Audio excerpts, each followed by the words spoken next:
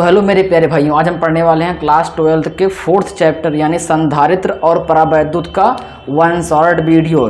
आज के इस लेक्चर में हम इस चैप्टर का पूरा थ्योरी पढ़ लेंगे और सारे डेरिवेशन पढ़ेंगे। उसके साथ हम आपको ये भी सिखाएंगे कि इस चैप्टर के कौन कौन से इंपॉर्टेंट क्वेश्चन आपके एग्जाम में आ चुके हैं या फिर आ सकते हैं। आप एक बार स्क्रीन पर देख लीजिए, कई सारे क्वेश्चन आपको दिख रहे होंगे। इसी तरीके के क्वेश्चन हमारे एग्जाम में आते हैं। हम इन सारे क्वेश्चनों के आंसर भी आपको बताएंगे आगे, तो आप पूरा वीडियो को लास्ट तक देखेंगे। और अगर आप इस तरीके से हर एक चैप्टर का वन शॉट पाना चाहते हैं तो वीडियो को लाइक करके चैनल को सब्सक्राइब कर दीजिएगा, अगर अभी तक सब्सक्राइब नहीं किया है तो, ठीक है। तो अगर आपने पहले से जुड़ चुके हैं चैनल पे, मतलब हमारे साथ जुड़े हैं पहले से पढ़ने के लिए, कुछ बच्चे पढ़ रहे हैं साथ में हमारे, जो पढ़ रहे हैं वो ध्यान से पढ़ेंगे क्योंकि हम चैप्टर फर्स्ट से 1, 2, 3, 4 तक पहुँचे हैं, अभी चौथे चैप्टर पहुँचे हैं। इसके आगे लगातार आपको हर चैप्टर की वन शॉट वीडियो मिलती रहेगी। चलिए स्टार्ट करते हैं आज का इम्पॉर्टेंट टॉपिक, जो कि एक संधारित्र और परावैद्युत है। इस चैप्टर का एक बहुत ही मोस्ट इम्पॉर्टेंट क्वेश्चन है कि संधारित्र का सिद्धांत क्या है, या फिर समांतर प्लेट संधारित्र की धारिता क्या होती है। इन सब चीज़ों को आज हम अच्छे से डिस्कस करेंगे। तो बिना टाइम वेस्ट करते हुए चलिए स्टार्ट करते हैं। देखिए, संधारित्र या कैपेसिटर बोलते हैं और परावैद्युत या डाइलेक्ट्रिक, ये चैप्टर 4 का नाम है। हमारा चैप्टर कौन सा है भाई? अगर आप कुमार मित्तल की बुक लिए होंगे तो 4th नंबर होगा, वरना NCERT के अकॉर्डिंग उसी चैप्टर में दिया होगा, 2nd वाला चैप्टर में, ठीक है भाई, या फिर 3rd वाले में दिया होगा। मतलब एक टॉपिक पूरा पढ़ना है आपको कैपेसिटर। आज हम इसको पूरा ख़त्म कर देंगे अच्छे से। देखिए, अगर आपके पास सुनिए पहले चालक क्या होता है, जिसको बोलते हैं कंडक्टर। तो ऐसे पदार्थ, इसको थ्योरी में देखिए, पहले आप समझिएगा कि मैं क्या बता रहा हूँ। देखो, ए मान लीजिए कोई पदार्थ है जिसमें आवेश जो है इलेक्ट्रॉन आसानी से गति करता है। जैसे आप देखेंगे कि जितने धातुएं होती हैं, लोहा, तांबा, जस्ता, चांदी सबसे अच्छा चालक होता है। याद रखिएगा, सबसे अच्छा चालक क्या होता है? चांदी, सिल्वर। तो अगर आपसे चालक की डिफिनीशन क्या है भाई, तो ऐसे पदार्थ, देखो लिख दिया हमने पहले से, क्योंकि भाई अगर लिखेंगे पढ़ाएंगे तो वीडियो ज़्यादा लंबी हो जाएगी और एक वीडियो में मुझे पूरा सब पढ़ाना है, इसलिए पहले से लिख देते हैं थ्योरी। देखिए, ऐसे पदार्थ जिसमें आवेश का प्रवाह सरलता यानी सुगमता लिखा है या सरलता लिखा है, जिसमें आवेश सरलता से प्रवाहित होता है। इसका एग्जाम्पल सभी धातुएं। अगली हेडिंग परावैद्युत या विद्युत रोधी किसे कहते हैं, जिसे कुचालक भी बोलते हैं। इसको आप तो बोल सकते हो चालक या फिर सुचालक बोल सकते हो। इसको बोलते हैं कुचालक या फिर अचालक। तो ऐसे पदार्थ, उसी का उल्टा कर दो, जिसमें धारा प्रवाहित नहीं होती, ठीक है, जैसे लकड़ी, प्लास्टिक, कागज वगैरह। समझ गए ना भाई? आगे देखिए, चालकों में मुक्त तथा बद्ध आवेश क्या होता है। नाम से क्लियर है, मुक्त यानी फ्री रहेगा, बद्ध यानी क्या रहेगा? बंधा रहेगा। तो आप समझिएगा, किसी भी परमाणु में, यहाँ बताते हैं, देखिए समझिए, जैसे आप पढ़े होंगे परमाणु पढ़े होंगे, तो परमाणु के बाहर कई सारी कक्षाएं होती हैं। तो इलेक्ट्रॉन जो होता है वृत्ताकार कक्षाओं में गति करता है। ये बात आपने पढ़ी होगी कई बार, 11th में, 9th में या फिर 10th में पढ़ी होगी। अब देखो, जो बाह्यतम कोश के इलेक्ट्रॉन होते हैं, अगर उनको कहीं बाहर से क्या मिल जाए? ऊर्जा। क्या मिल जाए भाई? ऊर्जा। अगर हम इसको बाहर से ऊर्जा देंगे तो जो इलेक्ट्रॉन है अपनी कक्षा छोड़कर भागने लगता है। तो जो इलेक्ट्रॉन भागेगा, समझिएगा, जो इलेक्ट्रॉन, जैसे मान लीजिए हमने एक मार्कर है, इसको हम बाल में रगड़ेंगे, तो रगड़ने पर इसके बाह्यतम, मतलब जो देखो, इसके जो परमाणु होंगे उनमें जो बाह्यतम कोश के इलेक्ट्रॉन होंगे उनको ऊर्जा मिलेगी, जिससे वह गति करने लगेंगे। तो वो जो इलेक्ट्रॉन के, जो बाह्यतम कोश के इलेक्ट्रॉन जब गति करते हैं तो उन्हीं इलेक्ट्रॉनों को बोलते हैं मुक्त आवेश। समझ गए? क्या लिखा है? चालकों में बाह्यतम कोश में के इलेक्ट्रॉन परमाणु से बाहर निकल जाते हैं। समझ गए भाई? अगर इलेक्ट्रॉन निकलेगा तो जहाँ कम होता है वहाँ पर आता है पॉजिटिव चार्ज, यानी चला गया तो धनायन बन गया, और इलेक्ट्रॉन गया है तो ऋणायन है, किसमें माइनस है। तो देखिएगा, और मुक्त हो जाते हैं, सही है ना भाई, जिससे धनायन प्राप्त होता है। जो बचा है क्या बन गया? धनायन प्राप्त हो गया। ये धनायन क्रिस्टल में, यानी मतलब ये मान लीजिए मार्कर था तो पूरे क्रिस्टल में स्थिर रहते हैं। जो स्थिर है उसे बोलेंगे बद्ध आवेश, इसलिए इसे क्या बोलते हैं? बद्ध आवेश। तथा जो इलेक्ट्रॉन हो गए वो मुक्त हो गए, यानी गति करने लगे, तो उनको बोलेंगे मुक्त आवेश। क्या बोलेंगे? मुक्त आवेश। जानते रहिएगा क्या है भाई, ठीक है। आगे समझिएगा, वैद्युत धारिता आप हेडिंग पढ़ते हैं, भी इंपॉर्टेंट है, 1-2 नंबर का। धारिता क्या है समझिएगा। धारिता वर्ड का मतलब है धारण करने की क्षमता। मेरी बात समझिएगा, धारिता मतलब क्या है? धारण करने की क्षमता, किसी भी चीज़ को धारण करने की क्षमता, पावर। जैसे आपके रोटी मतलब खाने की क्षमता, आपके पेट में 2-4 रोटी जो खाएंगे उतनी धारण करने की आपकी क्षमता है। उसी तरीके से एक कैपेसिटर हमारे पास भाई था, अब देखे होंगे पंखे के अंदर होता है, सफ़ेद सफ़ेद होता है छोटा सा ना ऐसे, तो उस पंखे में जो कैपेसिटर लगा होता है उसके अंदर आवेश के स्टोर होने की क्षमता यानी चार्ज के स्टोर होने की क्षमता कितनी है, उसी को बोलते हैं वैद्युत धारिता। किसी चालक द्वारा आवेश के धारण यानी ग्रहण, जैसे हमने रोटी खाने की क्षमता हमारी हो गई, उस तरीके से किसी भी चालक के अंदर आवेश के धारण करने की क्षमता होती है, उसी क्षमता को बोलते हैं क्या भाई, वैद्युत धारिता कहते हैं। समझ गए ना, किसी चालक द्वारा आवेश के धारण करने या ग्रहण करने, संग्रहण करने की क्षमता को वैद्युत धारिता कहते हैं। किसी चालक का आवेश जो होता है बढ़ाने पर विभव उसी अनुपात में बढ़ता है। अगर मान लीजिए यहाँ कोई चालक मान लेते हैं, इसका विभव मान लीजिए पहले 0 था, सॉरी विभव नहीं, इसका आवेश मान लीजिए 0 था, तो अगर हम आवेश 0 से बढ़ाकर Q कर दिए तो उसका जो विभव होगा वो भी 0 से बढ़ के V हो गया। मतलब अगर आप आवेश बढ़ाएंगे तो विभव भी बढ़ेगा। आप जानते होंगे जब आवेश बढ़ाने पर विभव बढ़ रहा है यानी आवेश जो है चार्ज वो विभव के समानुपाती है। क्या भाई, समानुपाती। तो अब देखिएगा, हमने बताया कि जो आवेश है वो विभव के समानुपाती है वैद्युत धारिता में। तो देखिएगा मतलब आवेश हमने बताया जो है विभव के क्या है, समानुपाती, यानी अगर आप आवेश बढ़ाएंगे तो विभव भी उसी अनुपात में बढ़ता है। समझ गए। यहाँ देखिएगा, अगर हम इस समानुपाती को हटाएंगे तो एक कांस्टेंट आता है हमेशा भी, मतलब हमेशा आता है। तो यहाँ पर जो कांस्टेंट आएगा वो C, ये जो C है ये नियतांक है, और इसी नियतांक को भाई बोलते हैं क्या, इसी नियतांक को बोलते हैं वैद्युत धारिता। क्या बोलते हैं, वैद्युत धारिता। यहाँ से अगर आप वैद्युत धारिता की डिफिनीशन निकालना चाहें तो क्या करेंगे, समझिएगा, C का अगर मान निकालना चाहेंगे तो A V बटे में जाएगा, यानी Q बटे V। समझ गए ना, C निकाल लेंगे तो V कहाँ जाएगा, बटे में। यहाँ समझिएगा धारिता किसे कहते हैं, किसी चालक को दिया गया आवेश तथा उसके कारण उसके विभव में होने वाली वृद्धि के अनुपात को चालक की धारिता कहते हैं। किसी, लिख दें, तुम भी लिख लो भाई, ठीक है, या फिर आप अगर स्क्रीनशॉट ले लीजिएगा, पहले पढ़ लीजिए अच्छे से। किसी चालक को दिया गया आवेश, किसी चालक को दिया गया आवेश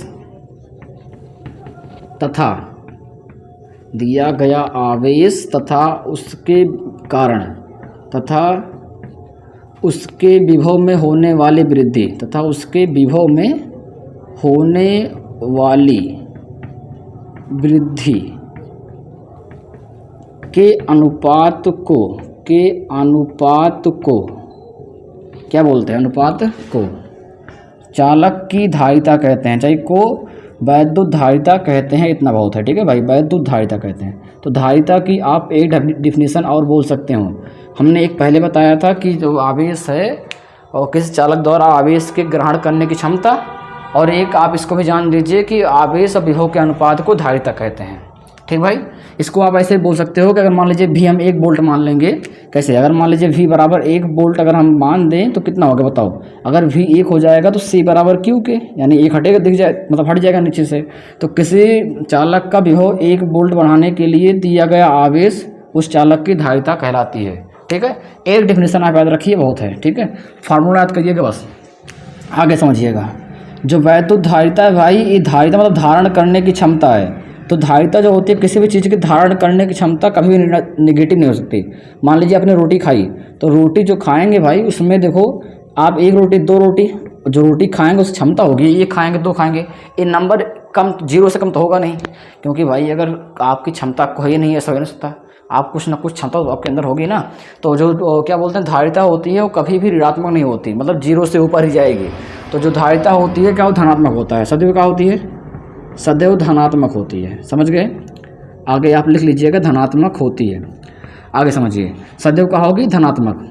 उसके बाद जो धारिता होता है इसका मात्रक, या इसका हम पूछ लें अगर ये कौन सी राशि है, धारिता क्या होती है, अदिश राशि।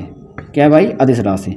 इस मतलब इन सब बातों को आप याद रखिए, कभी कभी ऑब्जेक्टिव में पूछ लेता है बस ये सब, तो समझिएगा। अब धारिता अदिश राशि हो गई, और धारिता अगर आप मात्रक निकालना चाहेंगे यूनिट, तो कैसे निकलेगा, आप अगर इसका मात्रक निकालना चाहेंगे तो देखिएगा, C का निकालना है Q का विभव से, मतलब आवेश का विभव से भाग दे दो।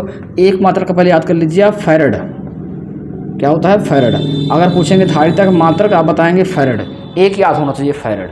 दूसरा अगर आप निकालना चाहें तो अगर यहाँ से सी का निकालना है तो क्यू का आवेश का कूलाम और विभव का क्या होगा वोल्ट, यानी कूलाम प्रति वोल्ट एक मात्रक ए भी हो गया। फैराड का सिंबल होता है कैपिटल एफ, क्या होता है एफ। तो एक फैराडे बराबर एक कूलाम प्रति वोल्ट होता है, याद रखिएगा। अब समझिएगा आगे इसकी बीमा क्या होगी। देखिएगा बीमा निकालने के लिए आपको पता होगा, बीमा निकालने के लिए सूत्र का उपयोग कर सकते हैं या फिर फार्मूले का।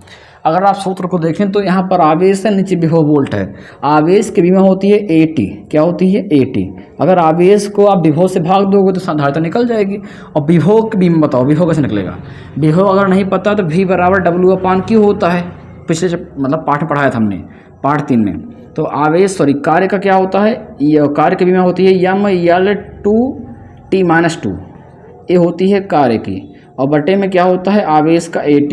यानी अगर आप इसको देखोगे तो यहाँ से विभव का बनता है कितना, M, ए ऊपर जाएगा तो L2 रहता है, T की पावर यहाँ +1 ऊपर -1 हो जाएगा, मतलब -3, यहाँ A की पावर -1, नीचे वाला ऊपर जाएगा।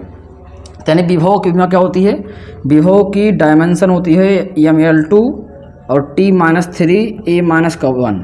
अगर याद नहीं है भाई, उस टाइम पे भूल जाते हो, हम भी लोग भूल जाते हैं, तो हम लोग ऐसे करते हैं कि निकाल लेते हैं तुरंत, ठीक है। अब समझिएगा, इसको ऊपर ले जाएंगे तो M की पावर M-1, L ऊपर जाएगा तो कितना हो जाएगा L-2, और T-3 है ऊपर जाएगा +3, और 3 और 1 कितना हो जाएगा T4, और A-1 है ऊपर जाएगा +1, तो -1 +1 + 2 यानी A2 हो जाएगा। तो ये हो जाएगी हमारी विभव की बीमा, ठीक है। बीमा आप समझ गए होंगे। और अब समझते हैं इसको, आप स्क्रीनशॉट लेना हो ले लीजिए।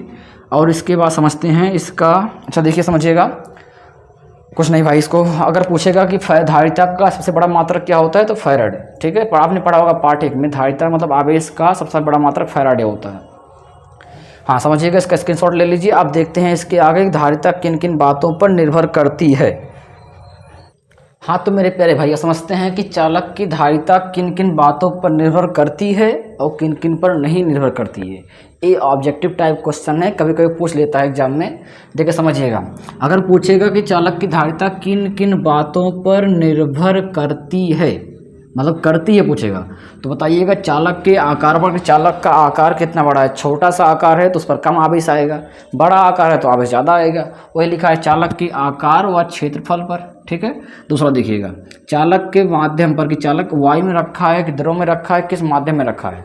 और चालक के समीप किसी दूसरे चालक के रखने पर, जैसे मान लीजिए देखिए संगत का प्रभाव, किसी एक चालक के नज़दीक कोई दूसरा चालक रख देंगे तो इस पर डिपेंड करेगा कि उसके चालक की धारिता कितनी होगी, ठीक है भाई। इन पर निर्भर करता है। और किस पर नहीं करता है, देखिए नहीं करता है। जब पूछेगा नहीं करता है तो आप क्या बताएंगे, चालक के आवेश पर, चालक पर कितना आवेश पहले से था या नहीं है उस पर निर्भर नहीं करेगा। चालक का विभव कितना बढ़ गया उस पर निर्भर नहीं करेगा। और चालक की स्थित ऊर्जा यानी U, ऊर्जा पर चालक के धारिता जो होती है चालक के ऊर्जा पर निर्भर नहीं करती। इन बातों को आप थोड़ा सा याद कर लीजिएगा, क्योंकि ऑब्जेक्टिव कहीं मिल गया तो आप टिक कर दीजिएगा। आगे समझते हैं किसी विद्युत गोलीय चालक की धारिता। ज़्यादा खास इंपॉर्टेंट और डेरिवेशन नहीं है, बस खाली फार्मूला में बार बार काम लगता है, और आपको डेरिवेशन आना भी चाहिए थोड़ा सा। देखिए माना कोई गोलीय चालक है जिसकी त्रिज्या कितनी मान ली A है, और इस पर +Q आवेश एक समान रूप से फैला है। तो माना कोई विद्युत गोलीय चालक जिसकी त्रिज्या क्या मान ले, A मान लेंगे, तो या फिर आप R भी मान सकते हो, ठीक है। R मानो या फिर A मान लिए हम। अब समझिएगा, इस पर +Q आवेश अगर फैला हुआ है तो इस गोलीय चालक का विभव, एक बिंदु आवेश के कारण विभव वाले चैप्टर में पढ़ाया था, पिछले वाले चैप्टर में। एक बिंदु आवेश के लिए जो विभव होता है वही इस गोलीय चालक का विभव होगा। तो 1/4πε0, और Q अगर आवेश Q है और त्रिज्या यहाँ पर अगर R है या फिर A रहती तो ये है तो A लगाओ, ठीक है, ये विभव होगा। और इस गोलीय चालक की जो धारिता होती है, धारिता का सूत्र भी बताया था, C = Q/V, पढ़ाए थे ना। तो यहाँ से अगर C निकालना है, मुझे निकालना क्या था, धारिता। ये क्या निकालनी है भाई, ये निकालनी थी धारिता। तो अगर आपको धारिता फाइंड करनी है तो Q का मान तो ऐसे रहेगा, आप V का मान आपको पता है कितना है, 1/4πε0 और Q/A, यानी से Q से Q कैंसिल होगा तो बचेगा क्या, बचेगा C बराबर, नीचे वाला ऊपर जाएगा तो 4πε0A। अगर वायु या निर्वात रहेगा, निर्वात माध्यम में रखा है तो सूत्र ए लगेगा, समझ गए। यदि कोई माध्यम आ गया, ए डेरिवेशन खत्म, इतना ही था। किसी विलगित गोलीय चालक की धारिता कितनी होगी, तो C बराबर 4 पाई एप्सिलॉन नॉट ए। आगे कुछ और चीज़ समझ लेते हैं। अगर मान लीजिए किसी माध्यम में रखा हो, कैसे मान लीजिए लिख देते हैं नोट पॉइंट में, समझिएगा आगे, के परावैद्युतांक माध्यम हो, क्या हो, के परावैद्युतांक अगर माध्यम हो तो भाई क्या करेंगे, तो भी सूत्र लगेगा ऐसे कुछ। इसको मान लेते हैं धारिता C डैश है, तो यहाँ पर 4 पाई एप्सिलॉन नॉट तो रहेगा, बगल में आ जाएगा K इंटू ए। के क्या है, जितनी धारिता जितना परावैद्युतांक होगा उस पदार्थ का उतना से गुणा हो जाएगा। तो अगर आप चाहें तो इसका कंपेयर भी कर सकते हैं, इसको समीकरण 1 मान सकते हैं, इसका समीकरण नंबर 2 मान सकते हैं। ठीक है, आपके एग्जाम में अगर डेरिवेशन आएगा तो इतना करना है बस। आगे देखिएगा, अगर हम 1 को 2 से डिवाइड करें, समीकरण 1 को 2 से डिवाइड, तो इधर क्या होगा C, इधर नीचे क्या आ जाएगा C डैश, इधर ऊपर क्या लिखा है, ऊपर लिखा है 4 पाई एप्सिलॉन नॉट, और क्या लिखा था भाई A, नीचे कितना आ जाएगा 4 पाई एप्सिलॉन नॉट के ए। एक काम कीजिए, थोड़ा सा रुकिएगा, 1 मिनट फिर से। समीकरण हम 2 को 1 से भाग देते हैं, समीकरण 2 को 1 से डिवाइड करने पर थोड़ा सही रहेगा भाई। देखो यहाँ पर 2 कितना है C डैश, नीचे कितना है C, 2 वाला कितना है भाई 4 पाई एप्सिलॉन नॉट और के ए, नीचे कितना है भाई, इधर है 4 पाई एप्सिलॉन नॉट इंटू ए। देखो सब कैंसिल हो जाएगा, 4 पाई एप्सिलॉन नॉट से 4 पाई खत्म हो गया, ए कट जाएगा त्रिज्या, यानी C अपान जो C डैश आएगा, C मतलब माध्यम में धारिता, सॉरी C मतलब वायु में धारिता, ए कौन धारिता है, ए है वायु या निर्वात में, वायु या निर्वात में, लेकिन वो जो ऊपर लिखा है वो लिखा किसी माध्यम में, तो वायु या निर्वात में धारिता का सूत्र यह है। यानी यहाँ से अगर आप देखेंगे तो बचेगा सिर्फ के, क्या बचेगा के। अगर यहाँ से अगर आप C डैश का वैल्यू निकालेंगे तो ए बट्टे में है गुणे में जाएगा तो C के हो जाएगा। यहाँ से कुछ समझे भाई, देखिएगा जितना मतलब जो माध्यम की धारिता है वो निर्वात की धारिता में परावैद्युतांक गुणा करने पर आता है, यानी माध्यम की धारिता निर्वात की धारिता के गुणे मतलब परावैद्युतांक के गुणनफल के बराबर होता है। समझ गए, यहाँ के से अगर आप गुणा करेंगे तो इस निर्वात की धारिता में अगर परावैद्युतांक से गुणा करेंगे तो माध्यम की धारिता आ जाएगी। इसका स्क्रीनशॉट लीजिए।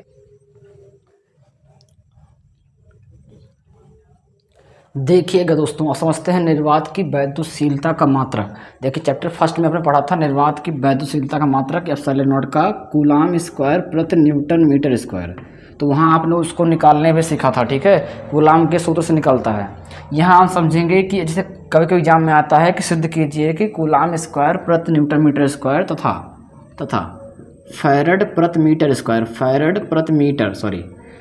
प्रति मीटर एक ही भौतिक राशि के मात्रक हैं। तो इस तरीके के क्वेश्चन पूछता है। तो आप एक बार मान लीजिए इस मतलब चैप्टर फर्स्ट में इसको निकालना था आपने एप्सिलॉन नॉट का मात्रक, तो इस चैप्टर में निकालेंगे एप्सिलॉन नॉट का मात्रक क्या होता है, फैरड प्रति मीटर। देखेंगे, समझते हैं कैसे निकलेगा। देखिए फार्मूला पढ़े थे हमने ये वाला, कौन सा, 1 मिनट रुकिएगा, रफ कर दें इसे बताएं। फिर आपने पढ़ा था एप्सिलॉन नॉट का सूत्र, अभी पढ़ा था C बराबर क्या पढ़ा था, गोली चालक की धारिता C बराबर 4 पाई एप्सिलॉन नॉट ए। यानी यहाँ से अगर एप्सिलॉन नॉट निकालेंगे भाई तो ए बटे में जाएगा, कितना आएगा C अपान में 4 पाई इंटू ए। समझ गए ना, इसको निकाल रहे हैं, बटे में गया। अब बताइएगा अगर आपको एप्सिलॉन नॉट का मात्रक चाहिए, किसका, निर्वात की वैद्युतशीलता का मात्रक, तो आपको C मतलब धारिता है और धारिता का मात्रक क्या होता है, फैरड। अभी मैंने लिखवाया था धारिता का मात्रक क्या होता है, फैरड। तो उसके बटे में देखो ए 4 पाई तो कांस्टेंट हो गया, ए त्रिज्या थी, ए क्या त्रिज्या थी, त्रिज्या मतलब दूरी, तो मात्रक क्या होगा मीटर, यानी फैरड बटे मीटर भी निर्वात की वैद्युतशीलता का मात्रक होता है। समझ गए ना। और पृथ्वी की धारिता अगर पूछने कितनी होती है तो समझिएगा, आपने सूत्र पढ़ा अभी Q बराबर C भी, शुरू पढ़ाए थे भाई पहला वाला, और C बराबर Q अपान V पढ़ा था ना अभी। यहाँ से अगर आपने C निकालना है तो Q का मान तो नहीं पता, लेकिन V का मान पता है, शून्य होता है। कैसे, धरती जो है बताए थे चैप्टर 3 में। देखिए आप मतलब स्टार्टिंग से सभी लेक्चर देखते आइए, आपको चैनल पर मिल जाएंगे सारे लेक्चर, तभी आपको कुछ बातें अगर समझ में ना आई हुई भाई। देखिए हमने बोला कि पृथ्वी का धारिता विभव कितना होता है, शून्य होता है, तो पृथ्वी को शून्य विभव के रूप में निर्देश बिंदु मान सकते हैं, इसे हमने सिखाया था पिछले चैप्टर में। तो अगर इसका विभव शून्य होगा तो देखो किसी भी नंबर को अगर आप शून्य से भाग दोगे तो इनफाइनाइट आता है, अनंत। क्या आता है, इनफाइनाइट। यानी पृथ्वी की जो धारिता है वो क्या है, अनंत है। यानी पृथ्वी माता, धरती माता के आवेश के ग्रहण करने की क्षमता कितनी है, बहुत ज़्यादा है, अनंत है, अनंत। समझ गए भाई।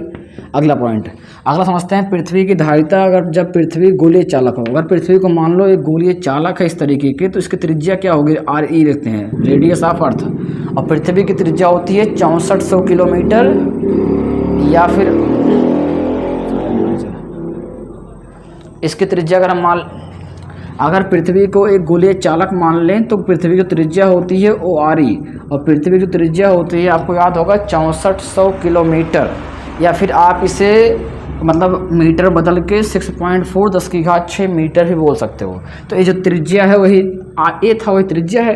यानी मुझे पता है कि अगर सुनो यहाँ से आपको एक बात पता थी कि 1/4 पाई एप्सिलॉन नॉट की वैल्यू होती है 9 10⁹ यहाँ से अगर आप इसको उल्टा करें, जैसे मान लीजिए इसको हम उल्टा करेंगे तो 4 पाई एप्सिलॉन नॉट ऊपर जाएगा और इसका नीचे 1 आ जाएगा, इसके नीचे 1 मान के उल्टा करोगे तो 1/9 10⁹ यानी अगर आप इसकी वैल्यू पूछेंगे तो आप बताएंगे सर 1/9 × 10⁹, यानी यहाँ 4 पाई एप्सिलॉन नॉट की वैल्यू है 1/9 10⁹, ठीक है।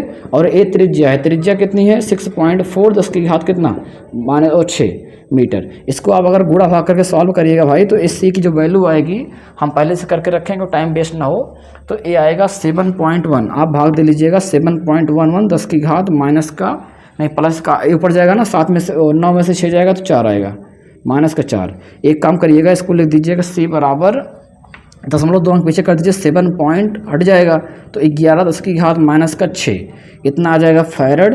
या फिर बोल सकते हो पृथ्वी की जो धारिता होती है, अगर गोलीय चालक है तो उसकी धारिता 711, ये होता है माइक्रो, क्या होता है माइक्रो, -6 माइक्रो होता है, माइक्रो फैरड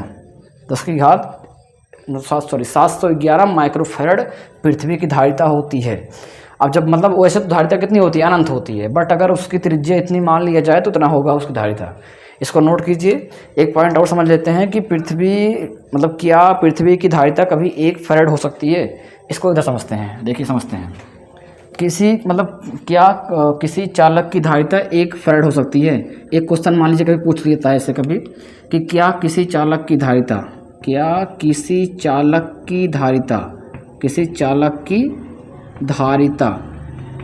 जो है 1 फैरड हो सकती है, या अगर हो सकती है तो उसका आकार कितना चाहिए।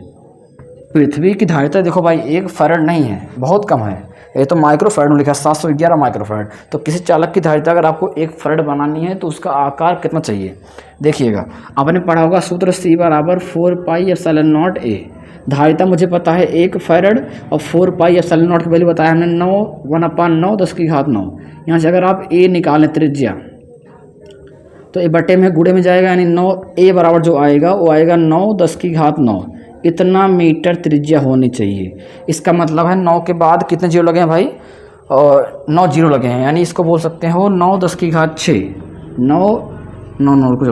9 10⁶ अगर किलोमीटर में बदलोगे तब, यानी ये है 90 लाख किलोमीटर। इसको 90 लाख लिख सकते हो ना, ये 90 लाख है पूरा, 6 जीरो है, मतलब 90 लाख किलोमीटर किसी भी गोले की या फिर किसी भी ब्रह्मांड में पिंड की त्रिज्या इतनी हो जाएगी तो उसकी जो धारिता है 1 फैरड हो सकती है। समझ गया भाई। हाँ, एक बात और समझ लीजिए कि क्या समझिएगा, इसका स्क्रीनशॉट लीजिए फिर बताते हैं आगे। देखिएगा साथियों, समझते हैं कि चालक की वैद्युत स्थितिज ऊर्जा क्या होती है। देखिए, किसी चालक को आवेशित करने के लिए, किसी चालक को अगर तुम्हें आवेश देना है तो जो देने के लिए जो कार्य करना पड़ता है वही कार्य उस चालक में ऊर्जा के रूप में संचित होता है। अच्छा, मान लीजिए कोई चालक है तो इससे पहले हमारा 0 आवेश है। क्या है, 0 आवेश है। अगर आपने इसको आवेश का 1 भाग दे दिया Q, मान लीजिए हमें मुझे Q1 Q2 Q3 3 आवेश देना है, सब प्लस वाला है, तो अगर आपने पहले Q1 दे दिया तो जो पहले Q1 पहुंच चुका है, अब दूसरा अगर आप Q2 लेकर आएंगे तो जो पहले से पहुंच चुका है उसके प्रतिकर्षण होगा ना दोनों में, तो इसको आप इसके विरुद्ध लाने के लिए, मतलब इसके अंदर ले जाने के लिए अब आपको जो कार्य करना पड़ेगा वही कार्य जो होगा उस चालक में ऊर्जा के रूप में संचित हो जाता है। यानी लिख दिया है हमने पहले से ही, क्योंकि भाई लिखेंगे तो वीडियो बहुत बड़ी हो जाएगी। आपका एक चैप्टर कम से कम 4 घंटे 5 घंटे में ऑन शॉट जाएगा। हम देखते हैं यूट्यूब पे 4 से 5 घंटे में एक ऑन शॉट वीडियो होता है। अगर आपको जल्दी से कवर करना है तो 1.5-2 घंटे में 3 घंटे में आपका मतलब चैप्टर जो है ख़त्म हो जाना चाहिए। तो देखिए समझिएगा, किसी चालक को आवेशित करने में जो कार्य करना पड़ता है, सिंपल डेफिनेशन है, जो कार्य करना पड़ता है। वही कार्य उस चालक में ऊर्जा के रूप में संचित हो जाता है और यही ऊर्जा जो होती है उस चालक की वैद्युत स्थितिज ऊर्जा कहलाती है। समझ गए ना। ऊर्जा क्या है भाई, ऊर्जा वही कार्य है, अदिश राशि है, और इसका मात्रक जो कार्य का मात्रक होता है एमकेएस सिस्टम में जूल होता है, सीजीएस में अर्ग होता है, या तो इलेक्ट्रॉन वोल्ट होता है। इसका बीमा क्या होगी, तो भाई कार्य की बीमा आपने पढ़ा होगा ml2 t-2, वही चीज़ है, वो यहाँ भी रहेगी। उसके बाद वैद्युत स्थितिज ऊर्जा का व्यंजक आप निकालना हो, सूत्र निकालना हो, तो क्या करेंगे, देखिए अगर किसी चालक को, हमने पढ़ाया था शुरू में, अगर चालक का पहले मान लो विभव आवेश 0 है, तो इसको बढ़ाने पर अगर आप Q कर देंगे तो जो विभव होगा वो भी उसी अनुपात में बढ़ता है। यानी अगर आप समझिए, अगर किसी चालक को हम लिखे हैं, माना किसी चालक का आवेश 0 से Q तक बढ़ाने पर, 0 से Q तक बढ़ाने पर विभव 0 से बढ़कर V हो जाता है, विभव 0 से बढ़कर V हो जाता है। अब सुनो, अगर विभव 0 से V बढ़ गया, तो अगर आप 0 से V हुआ है, तो अब अगर आप इस टाइम पे उसका औसत विभव निकालेंगे, एवरेज विभव, तो कैसे निकलेगा। विभव का औसत मान निकालना आपने सीखा होगा कि जैसे दो पद को निकालना है, तो जिसको निकालना है दोनों को जोड़ दो, और इसमें कई पद हैं, 1 2, तो दोनों से भाग दे दो, समझ गए ना। एवरेज निकलता है, जो दोनों हैं जोड़ के जितने हैं 1 2, तो 2 से भाग दे दो, 1 और 2 हुआ तो 2 से भाग देंगे। अब इसको आएगा ये V/2, कितना आएगा V/2। अब देखिए Q आवेश देने पे अगर मुझे कार्य निकालना है, क्योंकि कार्य ही ऊर्जा के रूप में जाएगा, वही कार्य ऊर्जा के बराबर होगा। Q आवेश देने में किया गया जो कार्य होगा, कार्य बराबर सूत्र पढ़ा होगा आपने, अरे V बराबर W/Q, यानी W बराबर क्या होगा VQ। तो यहाँ अगर आपको V और विभव का आवेश में गुणा करना पड़ेगा, तो विभव का आवेश में गुणा करना है, यानी विभव यहाँ पर कितना हो चुका है V/2, समझ गए। आवेश कितना था भाई, आवेश Q है, आवेश कितना ही है, Q है। अब समझिए, इसको हम ऐसे लिखते हैं, W बराबर 1/2 VQ, क्या लिखते हैं VQ। अब यही कार्य जो होगा चालक में ऊर्जा के रूप में संचित होगा। तो आगे का पॉइंट हम इधर लिखते हैं भाई, मीटा उठा के, ठीक है। समझिएगा आगे क्या बताते हैं। आगे हम इस फार्मूले को कुछ नए तरीके से भी लिख सकते हैं। देखो, यही कार्य क्या होगा, ऊर्जा के रूप में संचित होगा, लिख देना यही कार्य जो होगा W, वही ऊर्जा के बराबर होगा। अच्छा बताना भूल गए, ऊर्जा का जो प्रतीक होता है भाई, यहाँ देख लिख देते हैं, ऊर्जा का प्रतीक होता है U। क्या होता है, U। तो यहाँ समझिएगा, जो कार्य है वही ऊर्जा है, यानी जो कार्य आ चुका है वही ऊर्जा होगा, हाफ VQ।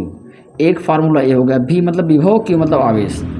अब इसमें समझिएगा, आप इसमें कुछ फार्मूले और भी रख सकते हो। जैसे मान लीजिए अगर हम चाहें तो V बराबर क्या होता है, और Q बराबर CV होता था ना, अरे Q बराबर कितना होता है, CV होता है ना। तो इसमें अगर आप चाहें तो Q के स्थान पे इसकी वैल्यू रखो, बताओ कितना आ जाएगा, U बराबर हाफ, और यहाँ तो V रहेगा, और Q के स्थान में क्या करना है, CV, यानी U बराबर बन जाएगा हाफ, और C तो रहेगा V²। तो एक फार्मूला होगा U बराबर हाफ CV²। इस तरीके से अगर आप चाहें तो C की वैल्यू भी रख सकते हैं इसमें। C बराबर देखो यहाँ से उल्टा करने पे कितना आएगा, C बराबर आएगा Q/V। क्या आएगा, Q/V आ जाएगा ना। कुछ कट जाएगा भी यार, C कट जाएगा तो इसमें बच जाएगा Q, नीचे बच जाएगा V, नहीं वही चीज़ आएगा। एक काम करिए, V की वैल्यू के V के अगर आप V रखेंगे तो कितना आ जाएगा, ये C/में जाएगा, तो Q/C आ जाएगा। यानी इस फार्मूले को आप ऐसे भी लिख सकते हो, 1/2, और C का मान तो ऐसे रहने दो। V की वैल्यू कितनी है भाई, V की वैल्यू है Q/C, और स्क्वायर लगा है तो दोनों में क्या हो जाएगा, स्क्वायर। यहाँ से एक C कैंसिल हो जाएगा, तो U बराबर हाफ Q² C। तो हमने अभी पढ़ा कि ऊर्जा का 3 तरीके से सूत्र हो सकता है, हाफ CV², हाफ VQ, या फिर हाफ Q²/C। तो इसको आप नोट डाउन कर लीजिए। अब देखते हैं आगे का टॉपिक। अच्छा, इस सूत्र को निकालने की एक वैकल्पिक विधि होती है समाकलन द्वारा, उसको मुझे लगता है बताने की कोई ज़रूरत नहीं है, क्योंकि एक तरीका बता चुके हैं निकालने के लिए आपको। तो आप आप पढ़ेंगे इसके आगे का टॉपिक, तो इसको आप नोट डाउन कीजिए। अब देखते हैं आगे, स्क्रीनशॉट ले लीजिए। तो चलिए देखते हैं अब आगे का टॉपिक।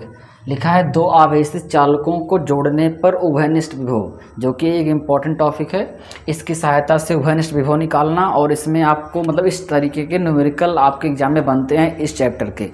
देखिएगा, समझिएगा, बहुत आसान टॉपिक है। देखा है 2 आवेशित चालकों को जोड़ने पर, मतलब 2 चालक हैं, मान लीजिए A और B, इनको जोड़ने पर मतलब जोड़ देने के बाद तार से जोड़ देंगे।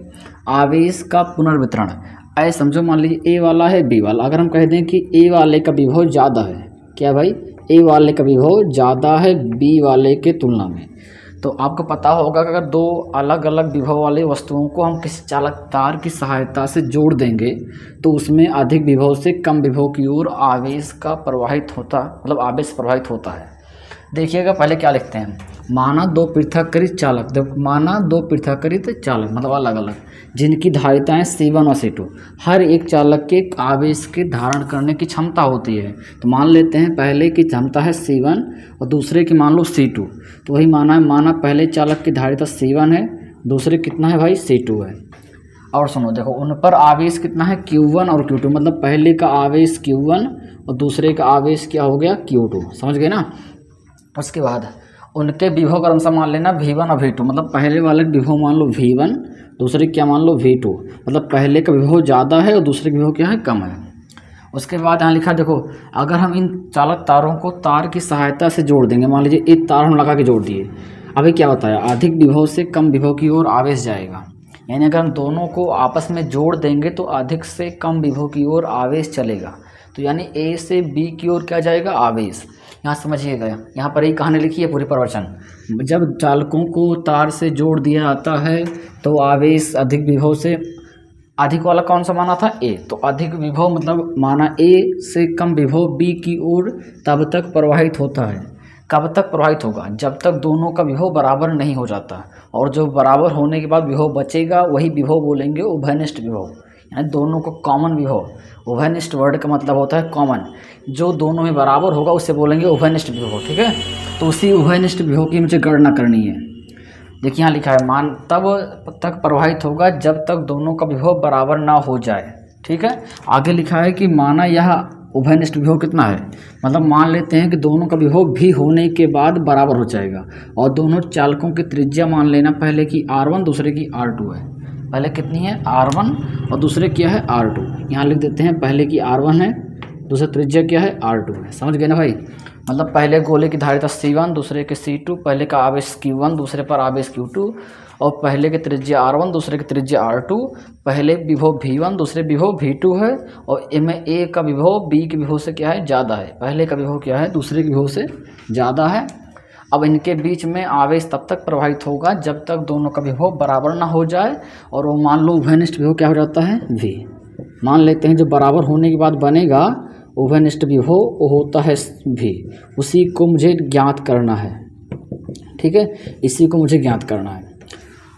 अब समझिएगा, अगर हम विभव निकालने की बात करें तो आप बताएंगे सर विभव बराबर सूत्र होता है कुल आवेश बटे कुल धारिता, Q बराबर C/V, पढ़ा था ना, Q बराबर C/V अभी पढ़ाए थे। तो यानी धारिता और बटे विभव, यहाँ क्या लिखेंगे, उभयनिष्ठ विभव बराबर, क्या लिखेंगे, उभयनिष्ठ विभव बराबर।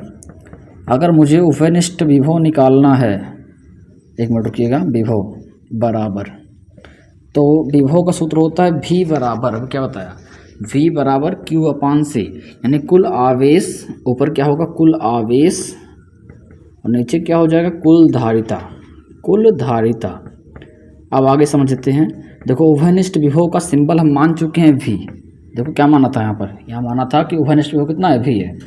और कुल आवेश देखो भाई, पहले का Q1 है दूसरे का Q2 है, जोड़ने से पहले का।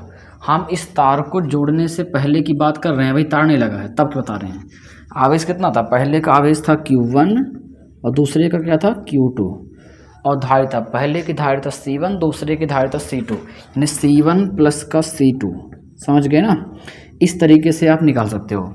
यहाँ से अगर आप वैल्यू रखना चाहो रख सकते हो। Q का मान कैसे निकालोगे बताओ, आपने पढ़ा था किसी भी आवेश का सूत्र होता है Q बराबर CV।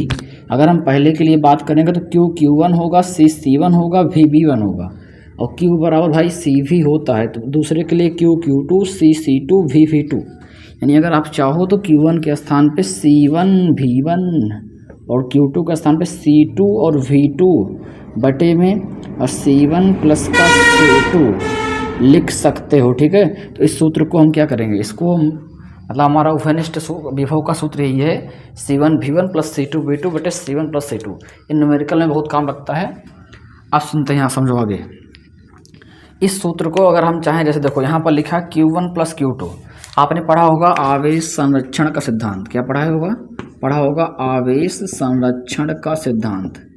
यानी आवेश को ना उत्पन्न कर सकते हैं और ना नष्ट कर सकते हैं। बस आवेश को चाहे ऊर्जा को एक रूप से दूसरे रूप में बदला जा सकता है। तो देखो इसमें होता है कि जैसे मान लीजिए जितना आवेश पहले था, पहले कितना था Q1 Q2 है, अरे दोनों का कुल आवेश कितना है Q1 और Q2 है। अगर हम इन दोनों तारों को जोड़ देंगे, क्या कर देंगे, तारों को जोड़ देंगे, तो जोड़ने के बाद अगर ए का विभव ज़्यादा है दूसरे का कम है, यानी ए से कुछ ना कुछ आवेश चलकर बी में जाएगा, तो भाई ए का आवेश कुछ घटेगा और बी का आवेश क्या होगा, बढ़ेगा। यानी मान लो पहले का घटने के बाद बच गया है Q1 डैश, क्या बचा यहाँ पर, क्या बचा भाई, अब जोड़ मतलब तार लगाने के बाद क्या बच गया Q1 डैश, और दूसरे में कुछ बढ़ के हो गया Q2 डैश। यानी अगर हम मतलब तार लगाने के बाद देखेंगे तो आवेश क्या होगा, बदल जाएगा दोनों को, लेकिन धारिता, वो धारिता पहले C1 थी उसके C2 थी। देखो चालक का आकार थोड़ा बदला है तो धारिता उतनी रहेगी ना। यानी क्या समझे, आवेश चलेगा तो पहले का आवेश घट जाएगा, दूसरे का आवेश थोड़ा सा क्या हो जाएगा, बढ़ जाएगा, क्योंकि यहाँ से ए से बी की तरफ क्या जा रहा है, आवेश चल रहा है, तो दूसरे का बढ़ जाएगा। आवेश चेंज हो जाएगा लेकिन धारिता जो है वही सेम रहेगी। अब समझो, आपने पढ़ाया है कि आवेश संरक्षण सिद्धांत, आवेश जो होता है पहले जितना आवेश रहेगा Q1 + Q2 और लास्ट वाले जो अंतिम रहेगा कुल आवेश के बराबर, तो अंतिम में कितना आवेश है Q1 डैश और कितना है Q2 डैश, मतलब पहले का Q1 Q2 दूसरे का Q1 + Q2 डैश के योग के क्या होगा, बराबर होगा। तो आप चाहो, हम जरूर चाहेंगे, कैसे देखें, सुनो, देखो V बराबर इस सूत्र को जहाँ लिखा है Q1 + Q2, देखो रहे हो ना, इसके स्थान पे क्या लिख देंगे, Q1 डैश प्लस का Q2 डैश, नीचे में क्या लिख सकते हैं C1 + C2। आप किसी भी तरीके से इसे लगा सकते हो। देखो जैसे यहाँ लिखा है Q1 + Q2 के स्थान पे अगर हम Q1 dash plus Q2 dash रखेंगे तब भी सही है, ठीक है। आगे समझिएगा थोड़ा सा चीज़ और, अगर हम इस सूत्र को त्रिज्या के फॉर्म में कन्वर्ट करना त्रिज्या में, तो कैसे करोगे, त्रिज्या सुनो, आपने पढ़ा होगा C और गोलीय चालक की धारिता 4πε0 ए था ना, ए क्या होती थी, ए होती थी त्रिज्या। यहाँ पर पहले गोले की त्रिज्या हमने क्या मान रखी है, पहले की मान रखी है R1, तो हो जाएगा R1 पहले के लिए। दूसरे के लिए C2 बराबर 4πε0 और त्रिज्या क्या हो जाएगी R2। समझ गए ना भाई। अगर हम C1 C2 के वैल्यू यहाँ पुट कर दें तो क्या बन जाएगा, बताओ इस सूत्र कैसे बन जाएगा, ये बन जाएगा V बराबर, समझिएगा V बराबर क्या बन जाएगा C1 के स्थान पे आएगा 4πε0, देखो यहाँ लिखो, इस C1 के स्थान पे इसकी वैल्यू रख रहे हैं और यहाँ R1 लिखा है और क्या लिखा है भाई, V1 लिखा है, V1 प्लस का क्या लिखा है, यहाँ पर हो जाएगा C2 के स्थान पे 4πε0 और R2 बगल में क्या लिखा था V2, नीचे देखो C1 + C2, तो C1 की वैल्यू है 4πε0 R1 और C2 की वैल्यू है 4πε0 R2।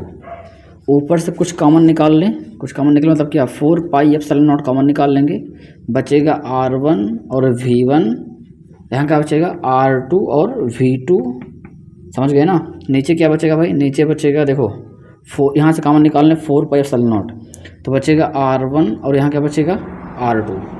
देखो ये आगे वाला कैंसिल हो जाएगा, तो ये विभव का सूत्र ऐसे भी लिख सकते हो कि R1 V1 प्लस का R2 V2 बटे क्या R1 प्लस का R2। अगर त्रिज्या के फॉर्म में है तो इस उभयनिष्ठ विभव का 3 तरीके का सूत्र बताया हम। एक तरीका बताया जैसे यहाँ से आप कुल आवेश बटे कुल धारिता कर लो, या फिर इसको सूत्र ऐसे बना सकते हो C1 V1 बटे C2 V2, मतलब पढ़ लीजिएगा। यहाँ से क्या बताएंगे कि V बराबर R1 V1 plus R2 V2 बटे R1 प्लस R2। तो ये हो गया हमारे उभयनिष्ठ विभव का सूत्र। अब आगे देखिए, अब समझते हैं कि आवेशों के पुनर्वितरण के बाद इसमें अगर हम मतलब निकालेंगे आवेश का अनुपात क्या आएगा। देखिए समझिए, यहाँ लिखिएगा आवेशों के पुनर्वितरण के बाद, मतलब अगर हम तार जोड़ देंगे उसके बाद तार को लिख दें। चलो सुनो, आवेशों के पुनर्वितरण, बात समझिए, जैसे मतलब आवेश जो है यहाँ से मतलब अगर तार लगा देंगे तो इससे आवेश वहाँ चला जाएगा, तो पुनर्वितरण मतलब आवेश के चलने के बाद कितना बचेगा, आवेशों के पुनर्वितरण के बाद अब देखो यहाँ पर क्या बचा है। अगर हम पूछें Q1 कैसे निकालो, Q1 डैश और क्या निकालना है Q2 डैश, ध्यान समझिएगा थोड़ा सा अजीब है। देखो यहाँ से अगर आवेश चला गया तो आवेश तो बदला है, समझ गए ना। धारिता दोनों की सेम रहेगी क्योंकि जो मतलब चालक का आकार तो बदले नहीं है। और बताओ विभव बदलेगा कि नहीं, विभव बदलेगा कि नहीं। यहाँ से जब आवेश गया यानी विभव चेंज होगा ना, तो मान लेते हैं दोनों का विभव क्या हुआ था, उभयनिष्ठ विभव भी। अब देखो जब दोनों का बराबर हो जाएगा तब रुक जाएगा, तो मतलब कि जो दोनों का बराबर होगा, बराबर कितना होता है V, अरे वही तो जो बराबर होने के बाद बचता है उभयनिष्ठ वाला। तो यहाँ समझिएगा, अगर Q1 निकालेंगे तो C1 पहले के लिए और V तो V रहेगा, Q बराबर C भी होता है तो C C2 हो जाएगा, V भी रहेगा। यहाँ से अगर आप बात समझो थोड़ा सा, तो अगर हम इस समीकरण 1 मान लें, 2 मान लें, इनको अगर आप डिवाइड करोगे 1/2 से तो क्या निकलेगा बताओ? निकलेगा Q1 डैश मतलब बटे Q2 डैश, Q1 डैश बटे Q2 डैश बराबर इधर C1 बटे C2। देखो दोनों का भी कट जाएगा ना, तो क्या बचेगा? C1 बटे C2, भाग देने पे ही आएगा। यानी आवेशों का जो अनुपात आएगा पुनर्वितरण के बाद, और Q1 डैश बटे Q2 डैश बराबर C1 बटे C2 आ जाएगा। ठीक है, इसके बाद हम समझते हैं इसमें आगे आवेशों की मात्रा की गणना, स्थानांतरित आवेशों की मात्रा की गणना। यानी समझिएगा, आवेश के जैसे यहाँ से आवेश चलने के बाद वहाँ चला गया, तो आवेश चलने के बाद कितना आवेश बचा है एक गोले पर, वही निकालना है। हेडिंग डालिएगा स्थानांतरित आवेश का वितरण। क्या लिखेंगे? स्थानांतरित आवेश की मात्रा, स्थानांतरित आवेश की मात्रा, आवेश की मात्रा। देखो अगर इस पे पूछ लिएगा कैसे, मतलब कितना आवेश चल के गया, ध्यान समझो। हमने क्या बताया पहले, इस ए वाले गोले पे आवेश था Q1, क्या था? Q1 था। यहाँ से कुछ आवेश चला गया, क्या हुआ? चला गया, बचा कितना? Q1 dash. ठीक है, तो अगर हम कहें कि Q1 ज़्यादा है Q1 डैश, इससे कुछ आवेश चला गया, यहाँ मान लीजिए पहले 10 कूलाम आवेश था, कुछ 2 कूलाम चला गया, तो जो बचेगा 8 कूलाम वो हमेशा इससे कम रहेगा ना। तो अगर इसमें पूछें कि कितना आवेश का स्थानांतरण हुआ, तो आप कहेंगे सर जी 10 में से 8 घटाओ 2 बचेगा, 2 कूलाम आवेश का स्थानांतरण हो गया। तो यहाँ पर पहले कितना था? Q1, और कुछ चला गया, बचा कितना? Q1 dash. अगर पूछें कितना स्थानांतरित हुआ, तो जो पहले था उसमें से जो बचा है, पहले जो था उसमें से जो बचा है माइनस करो। तो पहले क्या था? पहले था Q1, क्या था भाई? इधर लिखते हैं, पहले था Q1 और क्या निकला है, मतलब निकलने के बाद जो बचा है Q1 डैश। तो जो इनका अंतर आएगा वही तो रहेगा स्थानांतरित आवेश की मात्रा, यानी Q1 माइनस Q1 डैश हो जाएगा स्थानांतरित आवेश की मात्रा। समझ गए? इसके बाद समझिएगा, Q1 का फार्मूला बताए थे C1 V1, यहाँ C1 आएगा V1 आएगा, और Q1 डैश का क्या आएगा? C1 और V। समझ गए? तो ये आ गया स्थानांतरित आवेश की मात्रा। इसमें अगर आप चाहो तो, और ज़रूर चाहो, कुछ कॉमन निकल रहा है, C1 कॉमन निकाल लो, बचेगा V1 माइनस का V। और अगर आप V की वैल्यू रखना चाहो, अभी निकाला था कुछ टाइम पहले कि स्थानांतरित उभयनिष्ठ विभव का सूत्र क्या निकला था बताओ? अभी निकाले थे, यहाँ देखते हैं, हमने पढ़ा था अभी V बराबर आया था C1 V1 प्लस का C2 V2 बटे में C1 प्लस का C2। तो यहाँ से अगर हम V की वैल्यू यहाँ रखें, कितना बचेगा? यहाँ बचेगा C1 ब्रैकेट में V1, और ये देखो V1 मतलब कैपिटल V की वैल्यू बताओ, C1 V1 प्लस का C2 V2, नीचे क्या रहेगा? C1 प्लस का C2। ये वैल्यू पुट किए हैं V के स्थान पे, V के स्थान पे इसकी वैल्यू। इसके आगे दिख रहा हो भाई तो लिख दें इधर, देखो C1 बचेगा, इसका एलसीएम करो तो गुणा होगा, देखो C1 V1, इसमें गुणा होगा तो क्या हो जाएगा? V1 C2, V1 C2, बीच में माइनस लगा है, अगर माइनस लगेगा चिन्ह बदल जाएगा, इधर क्या हो जाएगा? C1 V1 और इधर minus plus minus C2 V2, और नीचे क्या आएगा भाई? नीचे एलसीएम में आएगा C1 प्लस का C2। थोड़ा सा भिन्न करिए ना आप, मतलब भिन्न आपको आना चाहिए। यहाँ पर C1 प्लस का C2।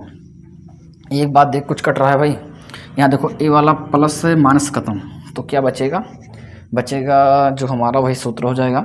कुछ कॉमन निकल रहा है, दोनों जो बचा है, यहाँ पे देखो C2 निकल रहा है कॉमन। क्या निकल रहा है? C2 common. तो लास्ट में आप यहाँ लिख देते हैं, थोड़ा नीचे से उठा के इधर, जो स्थानांतरित आवेश की मात्रा आएगी कितना आएगी? C1 पहले से कॉमन था, इन दोनों जो बचा है देखो C2 दोनों में, इसमें C2 कॉमन निकल जाएगा, तो बचेगा क्या? बचेगा V1, यहाँ क्या बचा है? V1 माइनस V2, और नीचे क्या बचा है? नीचे तो पहले से था C1 प्लस C2, क्या था? C1 प्लस का C2। तो यही हो गया हमारा स्थानांतरित आवेश की मात्रा। समझ गए ना? अगर स्थानांतरित आवेश की मात्रा निकालनी हो तो आपको यही करना है, सूत्र C1 C2 और ब्रैकेट में V1 माइनस V2 और अपान में C1 प्लस का C2। अब इसके बाद हम पढ़ेंगे ऊर्जा ह्रास मतलब इसमें कितनी, जब यहाँ से इलेक्ट्रॉन से आवेश उसमें जाएगा, मतलब इस ए वाले से बी में आवेश जाएगा तो कुछ ना कुछ जाने में आवेश को ऊर्जा खर्च होगी। वही जो ऊर्जा होगी या फिर कार्य होगा, उसको ऊर्जा कार्य जो है वो कितना होगा, उससे मतलब कितना ऊर्जा जो निकलेगी बाहर, ऊर्जा की हानि कितनी होगी, अब मुझे वो निकालना है। तो अब इसके बाद आप इसका स्क्रीनशॉट ले लो। अब देखेंगे कि, तो देखिए अब पढ़ते हैं कि स्थितिज ऊर्जा में ह्रास, मतलब जब यहाँ से आवेश वहाँ तक चल के गया तो कुछ ऊर्जा की हानि हुई और जो ऊष्मा के रूप में निकली होगी वो ऊर्जा कितना ह्रास हुआ था, कितनी ऊर्जा निकली थी। देखिए अगर हम चालकों को तार से ना जोड़े रहें तो उसके पहले कितना ऊर्जा रहेगी और उसके जोड़ने के बाद जितनी ऊर्जा रहेगी, दोनों का अगर हम अंतर निकाल लें तो जो अंतर आएगा, डिफरेंस आएगा, वही जो अंतर होगा वो होगी ऊर्जा के रूप में हानि होगी। जैसे मान लीजिए हमने कहा कि पहले इसकी ऊर्जा थी 5 जूल, इसकी थी 10 जूल, तो कुल कितना हुआ 15 जूल है। जो 15 जूल है, अब मान लीजिए यहाँ पर इसका 5 है, इसका हो गया 12, तो घट इसका कितना आएगा, ए हो जाएगा, ओ सॉरी हाँ 5 था, ये 15, नहीं यहाँ पर क्या माने थे पहली बार मान लीजिए इसका 5 जूल है और इसको मान लो कितना है 10 जूल, तो हो गया 15 जूल। और दोबारा मान लीजिए यहाँ पर हो गया 5 जूल है, लेकिन यहाँ पर हो गई मान लीजिए 8 जूल, तो कितना हो जाएगा 8 5 13, यानी 2 जूल जो होगा, मतलब इसका अगर जोड़ोगे तो हो जाएगा 15, यहाँ पर कितना हो जाएगा 15 3 15, अरे 8 5 13 हो जाएगा। तो जो डिफरेंस आएगा, वही जो डिफरेंस आएगा 2 जूल का, वही तो ऊर्जा हानि होगी ना। तो यहाँ पर मतलब पहले की जो ऊर्जा है उसको निकाल लो, जो बाद वाली ऊर्जा है उसको निकाल लो, दोनों को जोड़ के अगर आप अंतर करोगे तो जो आ जाएगा वही आ जाएगा ऊर्जा में ह्रास। तो समझिएगा, पहले तार से जोड़ने के पहले की ऊर्जा कितनी होगी, पहले के लिए U1 बराबर कितना होगा, U का सूत्र होता है हाफ CV²। क्या होता है हाफ CV। तो पहले के लिए C1 है और V कितना था, देखो पहले के लिए कितना था V1 था, तो V1²। यहाँ पर कितना होगा हाफ, तो रहेगा 1/2, और C दूसरे में C2 है, V कितना है भाई V2, तो हाफ C2 V2²। यहाँ देखो यहाँ नीचे वाले में जोड़ने के बाद, चालकों को तार से जोड़ने के बाद आवेश क्या हो गया Q1 Q2, यानी यहाँ पर 1/2 तो रहेगा, और यहाँ पर जो होगा C कितना होगा, C पहले की धारिता कितनी है, C1 ही रहेगा, लेकिन यहाँ पर विभव जो हो चुका है वो V हो चुका है। क्या हो चुका है, विभव हमारा देखो जब दोनों को जोड़ दिए थे तो बन गया था उभयनिष्ठ विभव, और V हो चुका तो यहाँ भी मतलब V रहेगा। दूसरे में देखो यहाँ U2 इसके लिए ऊर्जा, दूसरे के लिए देखो यहाँ पर हम इधर U1 निकालेगा, यहाँ से U2 निकला है, इसका हम मानेंगे U1 और इसका मानेंगे U2, ठीक है। तो कैसे निकालेंगे, देखो U2 बराबर हाफ C2 ही रहेगा, बस V कितना हो जाएगा टोटल V²।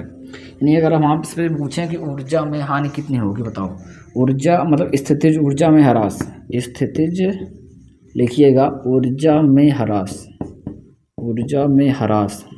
तो भाई देखिए ह्रास कितना हुआ, कितनी हानि हुई, कैसे निकालोगे, पहले कितना ऊर्जा था भाई, पहले थी U1 + U2 कुल, उसमें से जो बची है वो बची है U1 प्लस का U2।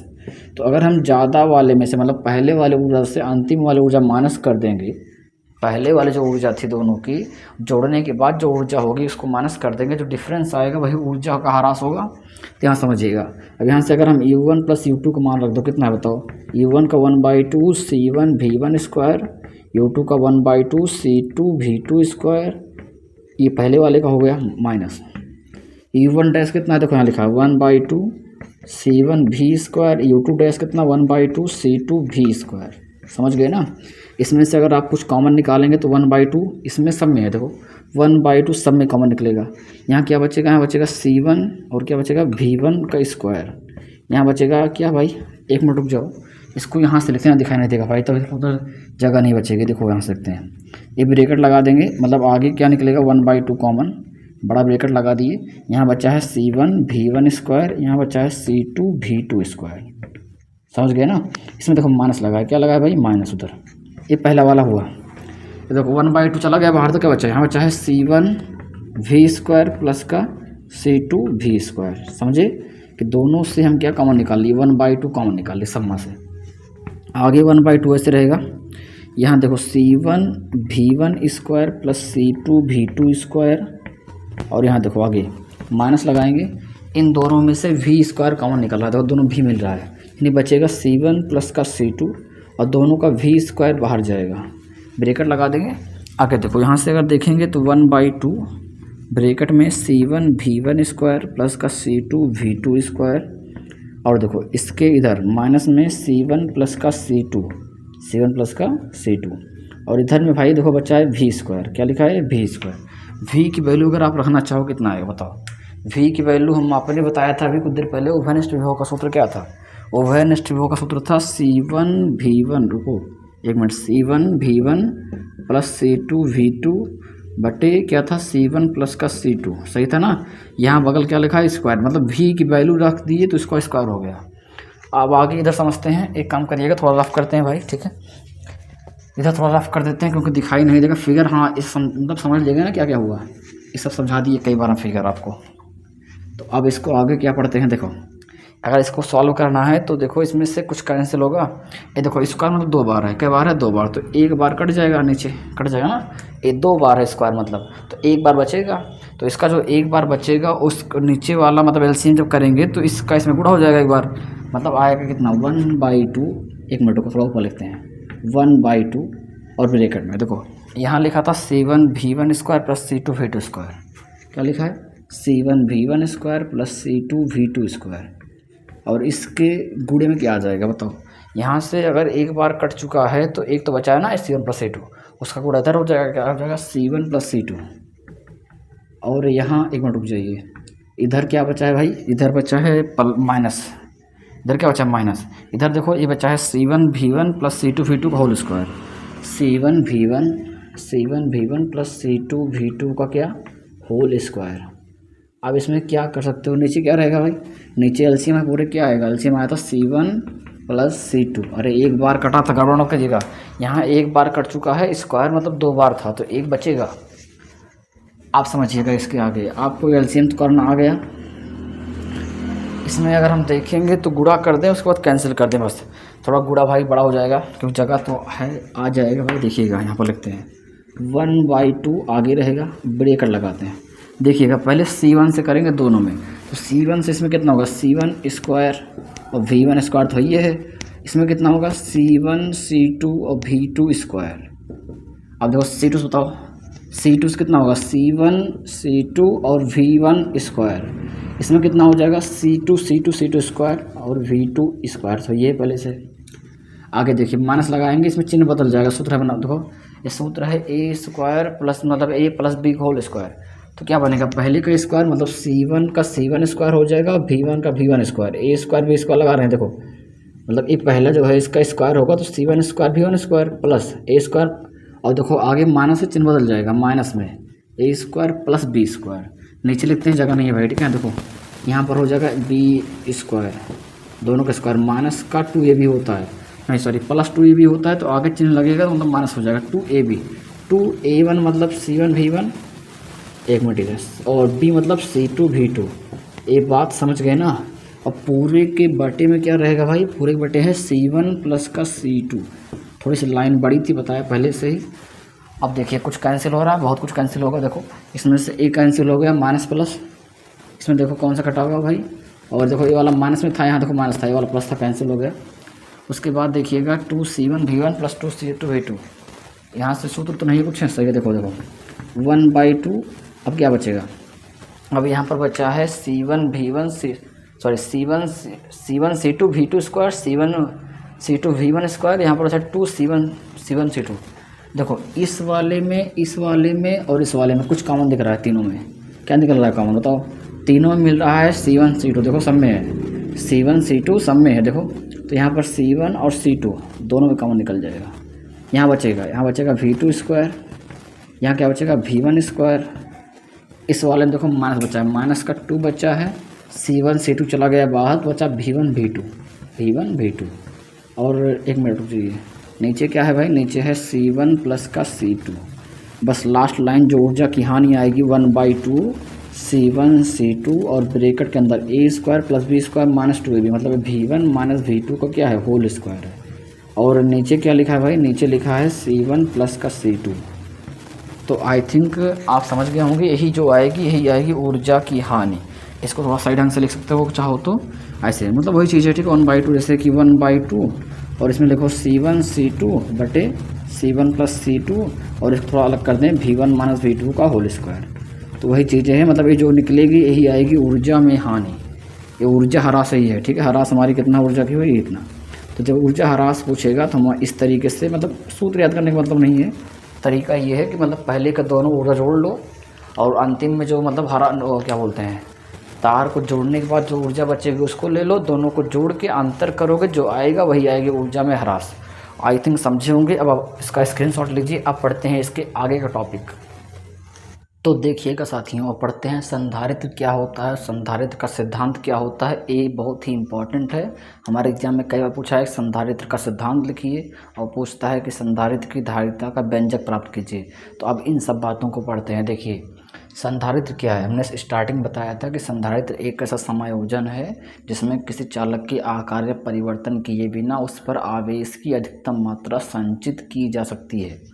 देखिए समझिए, संधारित्र क्या है। संधारित्र एक ऐसा समायोजन यानी एक व्यवस्था है जिसमें किसी चालक के आकार में परिवर्तन किए बिना, यानी चालक का आकार नहीं बदलना, किए बिना उस पर आवेश की अधिकतम मात्रा या फिर पर्याप्त मात्रा संचित की जा सकती है। किसी भी चालक, मतलब जो चालक होगा उसका आकार नहीं बदलना है, बस उस पर आवेश की मात्रा बदल देनी है, ठीक है। आवेश की अधिकतम मात्रा संचित की जा सके, ठीक है। इसको कैपेसिटर बोलते हैं। आप लोगों ने देखा होगा पंखे में ऐसे रहता है तब बड़ा छोटा सा सफ़ेद रंग का, जिसे बोलते हैं कंडीशनर, सुनोगे ना, उसे बोलते हैं कैपेसिटर, सही में। हाँ तो समझिएगा संधारित्र का सिद्धांत क्या होता है, प्रिंसिपल ऑफ कैपेसिटर। तो देखो, जब किसी चालक, मतलब किसी आवेशित चालक के समीप, ध्यान समझिएगा कि सिद्धांत क्या है, क्योंकि भाई इस सिद्धांत को समझाने में अच्छों की हवा निकल जाती है, ठीक है। देखो समझो, मान लीजिए कोई आवेशित प्लेट है, ध्यान समझिएगा, कोई आवेशित प्लेट है। ये मान लीजिए प्लेट ए है, इस पर मान लीजिए हमने प्लस क्यू आवेश दिया है। क्या दिया है, प्लस क्यू।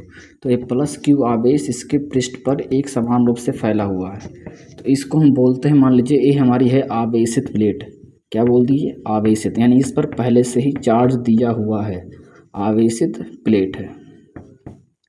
तो अगर हम किसी आवेशित चालक के समीप या प्लेट के समीप, चालक लिख दो, इसको चालक ही लिखो क्योंकि हम वहाँ पर चालक लिखे। देखो यदि किसी चालक के समीप, आवेशित चालक के, इसको पहले मत देखिए, पहले समझिए, इसके समीप कोई दूसरी, मान लीजिए हमने यहाँ पर एक चालक और रख दिया दूसरी, लेकिन जो चालक यहाँ पर रखा है इस पर कोई आवेश नहीं है, कोई आवेश नहीं, मतलब ये उदासीन है, अनावेशित चालक है। क्या है भाई, अनावेशित, यानी इस पर कोई आवेश नहीं है। अनावेशित चालक बोलो या फिर बोलो उदासीन चालक।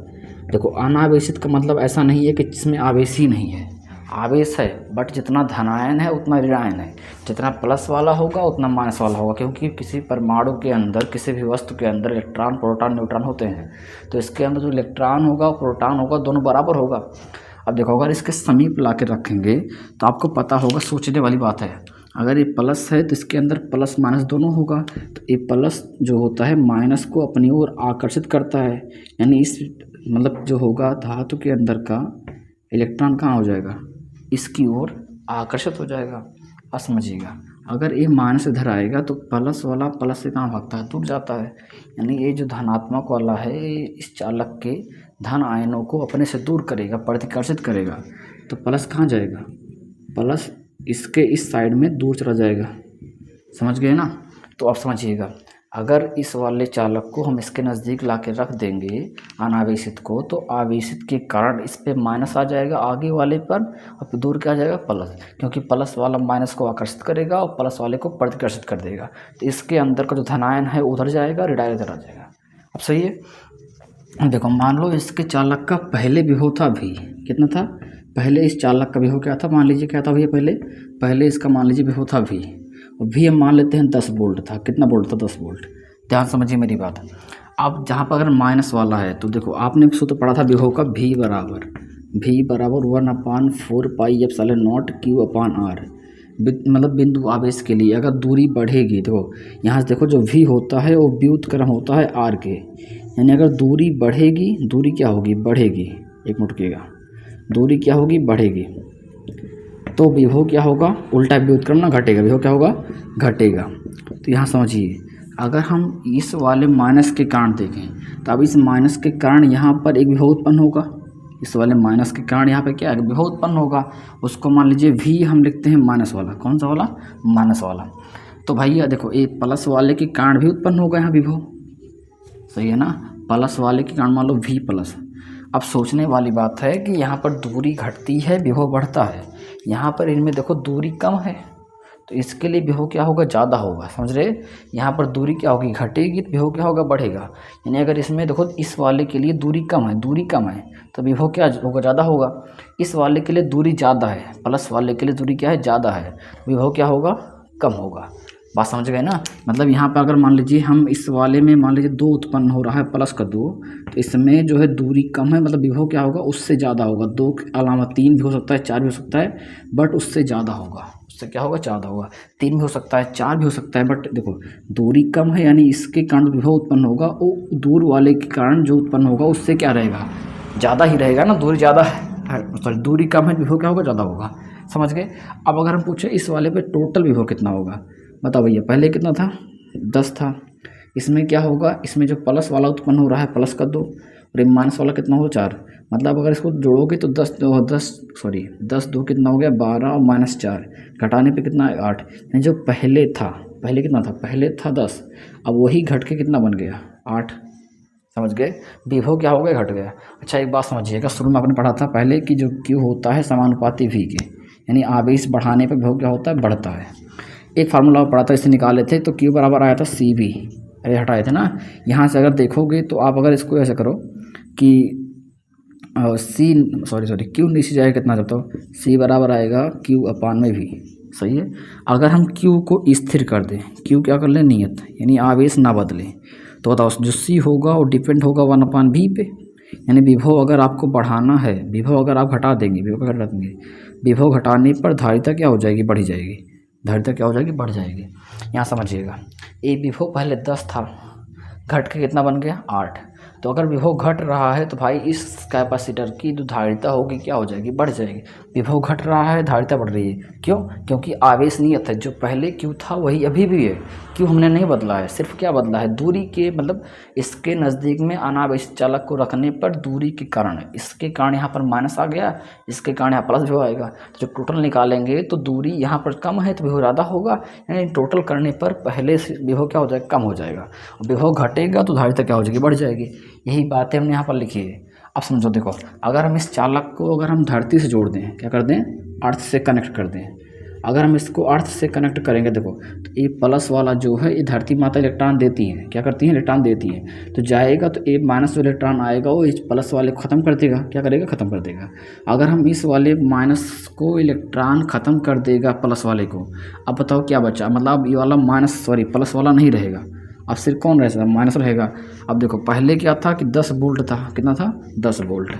अब इसमें सिर्फ घटने वाला 4 बचा, क्योंकि प्लस वाला ख़त्म हो गया, तो बच गया 6 वोल्ट। तो कुल मिला के विभव क्या होगा, अब और भी ज़्यादा घट जाएगा। पहले 8 बन रहा था, अब कितना हो गया, अब जब ये प्लस वाला ख़त्म हो गया, क्योंकि यहाँ पर जोड़ दिए, तो बच्चे का क्या, मतलब जो है कि और भी घट जाएगा ना।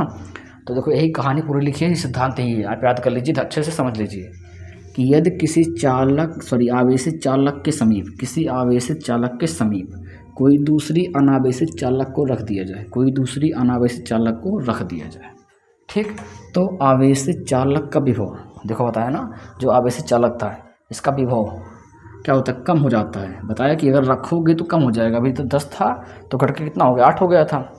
और यदि आवेशित चालक जो वाला और यदि अनावेशित, ये वाले चालक कर रहे हैं, चालक को पृथ्वी से जोड़ दें, अगर हम इसको पृथ्वी से कनेक्ट कर देंगे, तो देखो कर देंगे, जोड़ दिया जाए तो विभव और भी कम हो जाता है। पहले 8 बन रहा था, लेकिन अगर हम इसको हटा देंगे धन वाले को जोड़ने के बाद, तो जो बचेगा और भी कम हो जाएगा। इस प्रकार का देखो, अब विभव जो है कम हो रहा है, विभव क्या हो रहा है, कम हो रहा है। अरे 10 से अच्छा हुआ ना, विभव कम हो रहा है तो जो धारिता होगी वो क्या हो रही है, बढ़ रही है, क्योंकि हमने आवेश जो है बदला नहीं है। तो लिखा है इस प्रकार हम चालक की धारिता में पर्याप्त वृद्धि हो सकती है या फिर कर सकते हैं, धारिता में पर्याप्त वृद्धि कर सकते हैं। समझ गए ना। तो हमें आवेश नहीं बदला, हमने विभव मतलब घटाकर धारिता क्या होगी, बढ़ा दिया। तो इसी को बोलते हैं संधारित्र का सिद्धांत। आई थिंक आप समझ गए होंगे। इसका स्क्रीनशॉट ले लीजिए, इसको आप लिख दीजिएगा, फिगर बनाएं या ना बनाएं कोई मतलब नहीं है। अच्छा समझिएगा, कुछ बातें और समझ लेते हैं कि संधारित्र के बारे में, जैसे कि इसका फिगर वगैरह कैसे, मतलब क्या होती है, कैसे इसको मिटा दें। देखिए समझिए, संधारित्र का अगर प्रतीक पूछेंगे, प्रतीक कैपेसिटर का सिंबल, तो भैया प्रतीक देखो समझो ऐसे, इसमें एक धनात्मक प्लेट होती है, एक ऋणात्मक प्लेट होती है। मतलब दोनों जो होता है, एक बड़ा होगा एक छोटा होगा, सॉरी छोटा नहीं होगा, दोनों बराबर होगा। बस एक वाला पे अगर प्लस है, दूसरे पे क्या रहेगा, माइनस रहेगा। इसको आप लिखो चाहे ना लिखो, बस इस तरीके से बना देना है तो समझ जाना कि दोनों बराबर रहेगा। तो ये है समांतर प्लेट संधारित्र, समझ गए ना, प्रतीक है। और देखिए, और इसका सूत्र बता चुके हैं पहले से। सी बराबर सूत्र क्या होता है, क्यू अपान वी होता है। उससे हमने क्यू जो है नियत रखा, तो वी घटाने पर धारिता क्या होगी, बढ़ गई। समझ गए ना। तो इसका स्क्रीनशॉट लीजिए। अब पढ़ते हैं संधारित्र की धारिता को। पर तो देखिएगा साथियों, अब पढ़ते हैं संधारित्र का उपयोग मतलब कहाँ कहाँ उपयोग कर सकते हैं। आपने देखा होगा छोटा सा कैपेसिटर आता है, हमारे पास था पर दिख नहीं रहा है भाई इस टाइम पे। तो ऐसे होता था, इतना बड़ा होता था, जो पंखे में लगता है, देखे होंगे ना, सफ़ेद सफ़ेद रंग का रहता है, वाइट कलर का, इतना बड़ा होता है कैपेसिटर। तो इसका उपयोग कहाँ करते हैं, आपने देखा होगा। देखो सुनो, मेन काम तो यही भाई, आवेश संचय में, मतलब उसके अंदर आवेश स्टोर रहता है। कैपेसिटर का पूरा काम आपको जब पढ़ाते थे, पूरा लेक्चर बता देते थे। अभी हमें इंपॉर्टेंट टॉपिक को डिस्कस करना है जो हमारे एग्जाम में आ सकते हैं। तो आप याद कर लीजिए कि आवेश को स्टोर करने में, आवेश के अंदर ऊर्जा होती है, मतलब ऊर्जा को संचय करने में, और वैद्युत उपकरण जैसे पंखे वगैरह में मतलब उसका उपयोग कर सकते हैं। इलेक्ट्रॉनिक युक्तियाँ में मतलब वही चीज़ है जिसमें मतलब जहाँ जहाँ इलेक्ट्रॉनिक सामान मिले उसमें पंखा कूलर सब में उपयोग होगा ना। उसके बाद वैज्ञानिक अध्ययन करने में, जब कोई भी मतलब इलेक्ट्रॉनिक युग का अध्ययन होगा उसमें भी उपयोग करेंगे कैपेसिटर का। उसके बाद देखो समझो, समांतर प्लेट संधारित्र की धारिता का व्यंजक, बहुत मोस्ट इम्पोर्टेंट टॉपिक। ये बहुत बार पूछा गया है कि समांतर प्लेट संधारित्र की धारिता का व्यंजक प्राप्त कीजिए।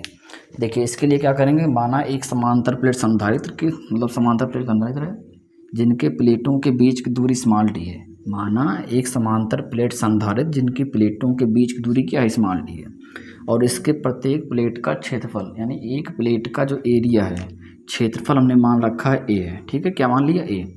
तो इसे क्यू आवेश देना, मतलब इस पर मान लीजिए प्लस क्यू आवेश दिया है, तो इसके कारण हमें क्या निकालना है यहाँ पर, धारिता का व्यंजक सी निकालना है। ध्यान समझिएगा, अगर हमने इसको प्लस क्यू आवेश दिया तो डी दूरी पर जो रखे, देखो इसको दूरी कितना माने, स्मॉल डी।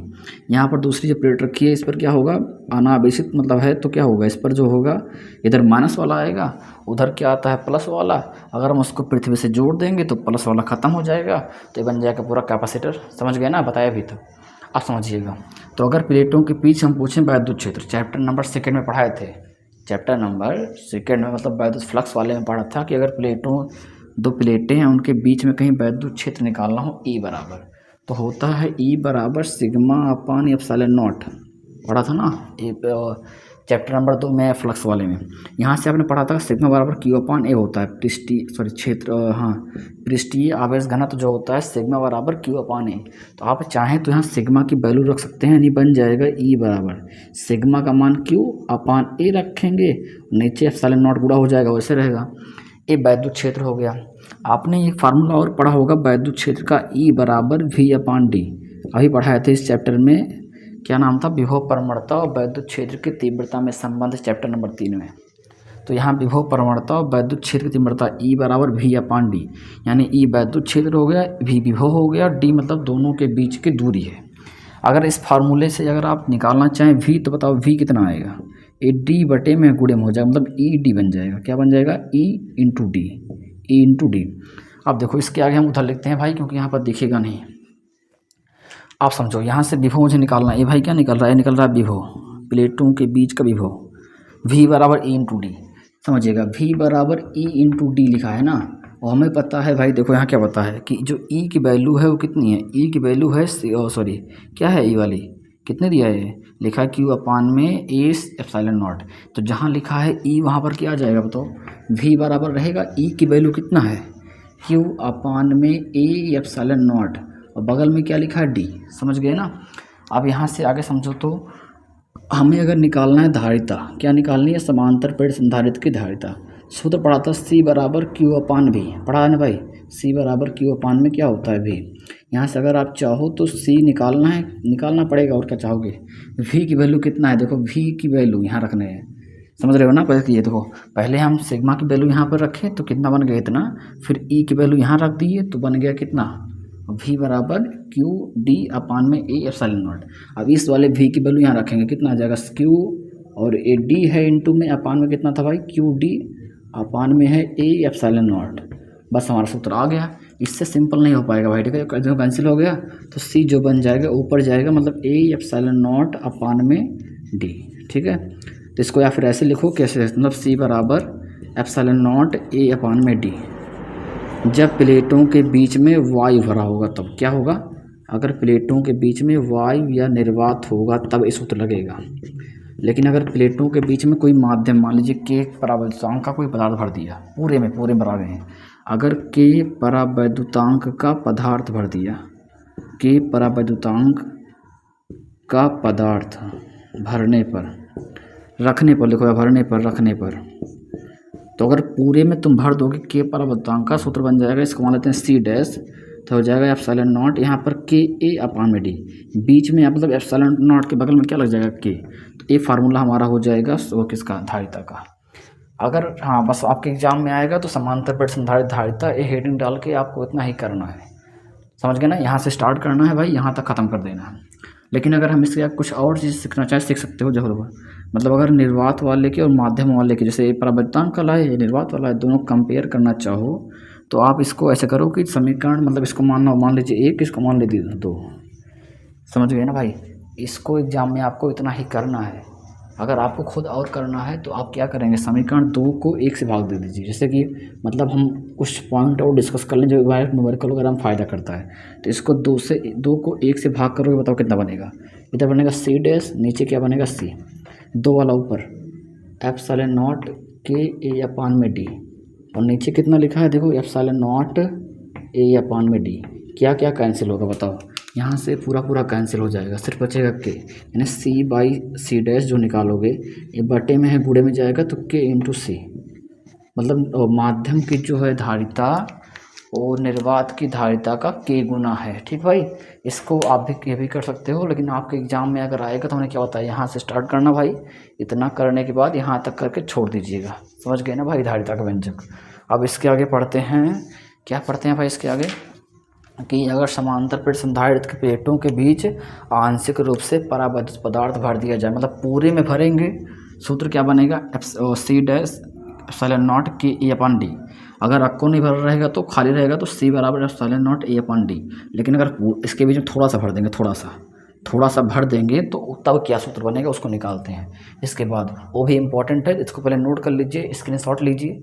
आप समझते हैं इसके आगे वाले का कि समांतर, तो देखिए साथियों, और पढ़ते हैं कि समांतर प्लेट संधारित्र की धारिता जब उनकी प्लेटों के बीच आंशिक रूप से, यानी पूरा नहीं, आधा, थोड़ा सा आंशिक रूप से क्या भरा हो, परावैद्युत पदार्थ, मतलब पूरा नहीं भरना है, थोड़ा सा भरना है, ठीक है।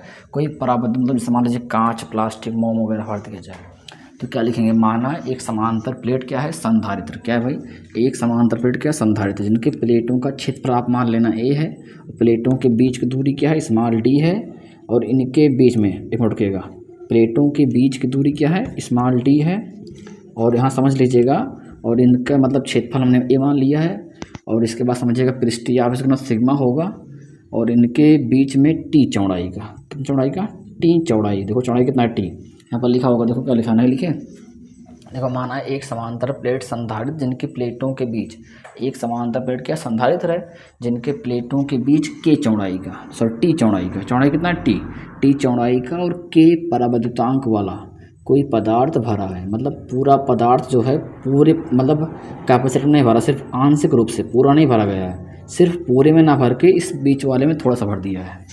भरा हो तो प्लेटों के बीच की दूरी स्मॉल डी है, तो मुझे निकालना है कि अब इस कैपेसिटर की धारिता क्या होगी।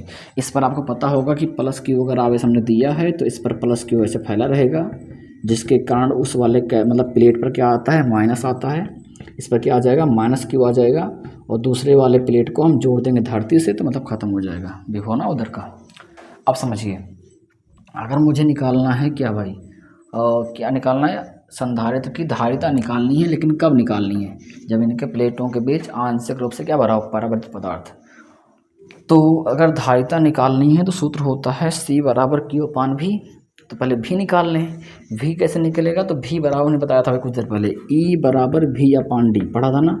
यहाँ से अगर हम पूछें कि भी कैसे आएगा, तो भी बराबर सर ई इंटू डी आएगा, मतलब अगर वैद्युत क्षेत्र का दूरी में गुणा करेंगे तो क्या आ जाएगा, विभव आ जाएगा।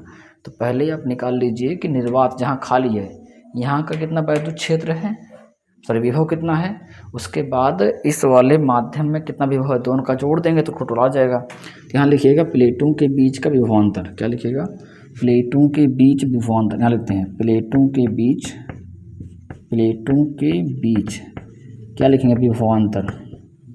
विभवांतर बताओ कितना होगा, इसको निकालना है तो इसके लिए हम क्या करेंगे, इसके लिए हम करेंगे जैसे मान लीजिए कुल विभव भी है, तो इसमें अगर हम मतलब निर्वात वाला विभव और माध्यम वाला विभव जोड़ दें, विभव का सूत्र मान लीजिए, देखो समझो, अगर मान लो निर्वात वाला विभव है V1, या फिर इसको ऐसे लिखो, यहाँ पर लिखते हैं वायु जहाँ है वहाँ पर V वायु, मतलब वायु विभव जितना है प्लस का V, और लिखते हैं माध्यम, मतलब जहाँ T चौड़ाई का माध्यम का परावर्तित पदार्थ रखा है, तो दोनों का विभव मतलब माध्यम वाला विभव और माध्यम विभव हो गया, और किसका हो गया, ए वाला हो गया किसका, वायु और निर्वात वाला विभव जोड़ दो, टोटल आ जाएगा।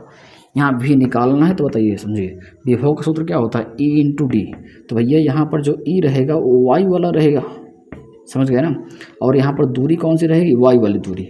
यहाँ पर लिख लीजिए, ऊपर क्या लिखेंगे, लिखिएगा कि माध्यम में दूरी बताओ भैया कितनी है, प्लस में लिख देना वायु में दूरी बताओ कितनी बची है, वायु में दूरी, एक मिनट, दूरी बताओ, कुल दूरी कितना थी, कुल थी D, इसमें से T चौड़ाई का पदार्थ भर दिया गया, तो बचा कितना है, जो D में से T घटाने पर जो बचेगा वही क्या होगा, निर्वात होगा, चाहे वायु होगा, तो वायु में दूरी कितनी आएगी, D माइनस का T, क्या आएगा, D माइनस का T, समझ गए ना।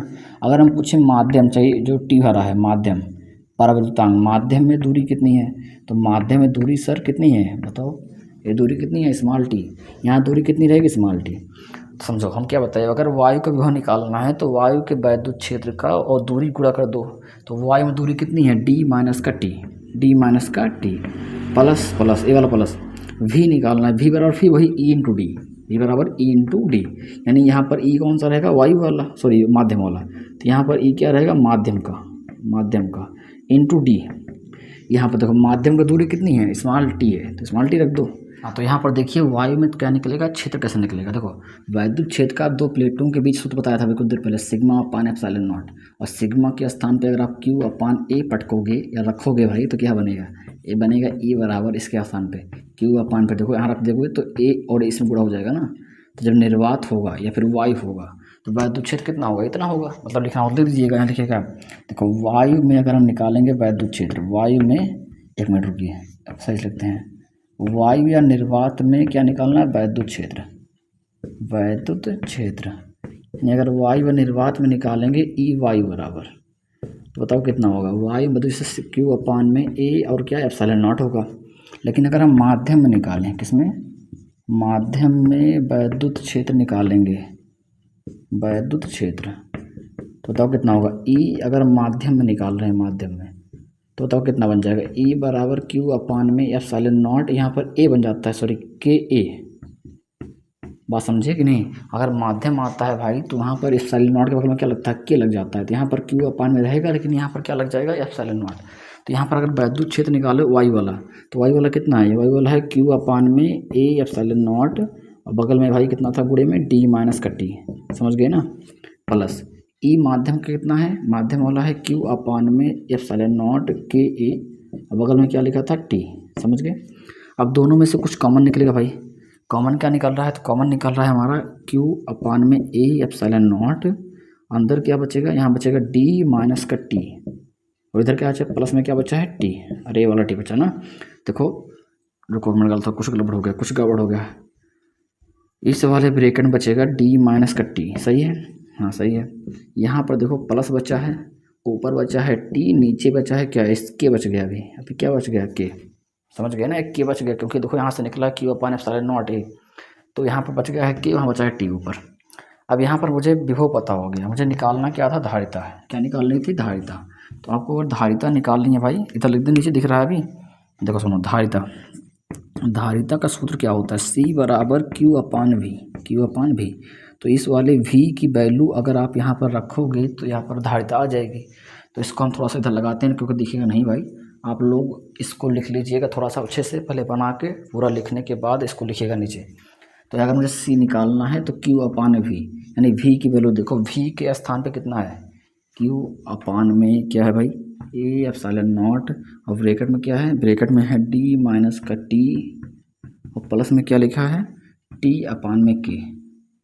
यहाँ से क्यू क्यू कैंसिल हो जाएगा, क्यू क्यू क्या हो कैंसिल हो जाएगा, तो ए जो है ऊपर जाएगा यानी बन जाएगा सी बराबर एप्सिलॉन नॉट ए अपान में, देखो एप्सिलॉन नॉट है, ये क्या है एप्सिलॉन नॉट, और नीचे बन जाएगा देखो डी माइनस का टी और प्लस का टी बाई के।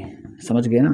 तो यही हो जाएगा हमारा निर्वात या माध्यम जब प्लेटों के बीच आंशिक रूप से परावैद्युत पदार्थ भरा हो तो वैद्युत क्षेत्र का सूत्र क्या बोलते हैं धारिता का सूत्र नोट कर लीजिए। इसको आप समझ के कैसे कराना है, पहले वायु का निकाल के माध्यम में गुणा कर दे जोड़ देना है। तो वायु वाले के लिए वायु का वैद्युत क्षेत्र और वायु की दूरी, और माध्यम वाले के लिए माध्यम का वैद्युत क्षेत्र माध्यम की दूरी। बस इसके बाद यहाँ पर सूत्र रख दीजिएगा, मान निकाल के सॉल्व करना है। वी का मान यहाँ रखो तो सी निकल जाएगा। ठीक है, इसको स्क्रीनशॉट लीजिए। अब देखते हैं संधारित्रों की संयोजन का सूत्र। संधारित्रों का संयोजन कैसे किया जाता है देखिएगा साथियों, समझते हैं संधारित्रों का संयोजन। संधारित्रों को जोड़े कैसे हैं, देखो संधारित्रों का संयोजन मतलब कॉम्बिनेशन किस तरीके से कर सकते हैं। दो प्रकार से हम संधारित्र को जोड़ सकते हैं। पहला श्रेणी क्रम संयोजन, मतलब सम कैपेसिटर को श्रेणी क्रम संयोजन, और एक होता है समांतर क्रम संयोजन से जोड़ सकते हैं। तो श्रेणी क्रम संयोजन क्या होता है समझिएगा।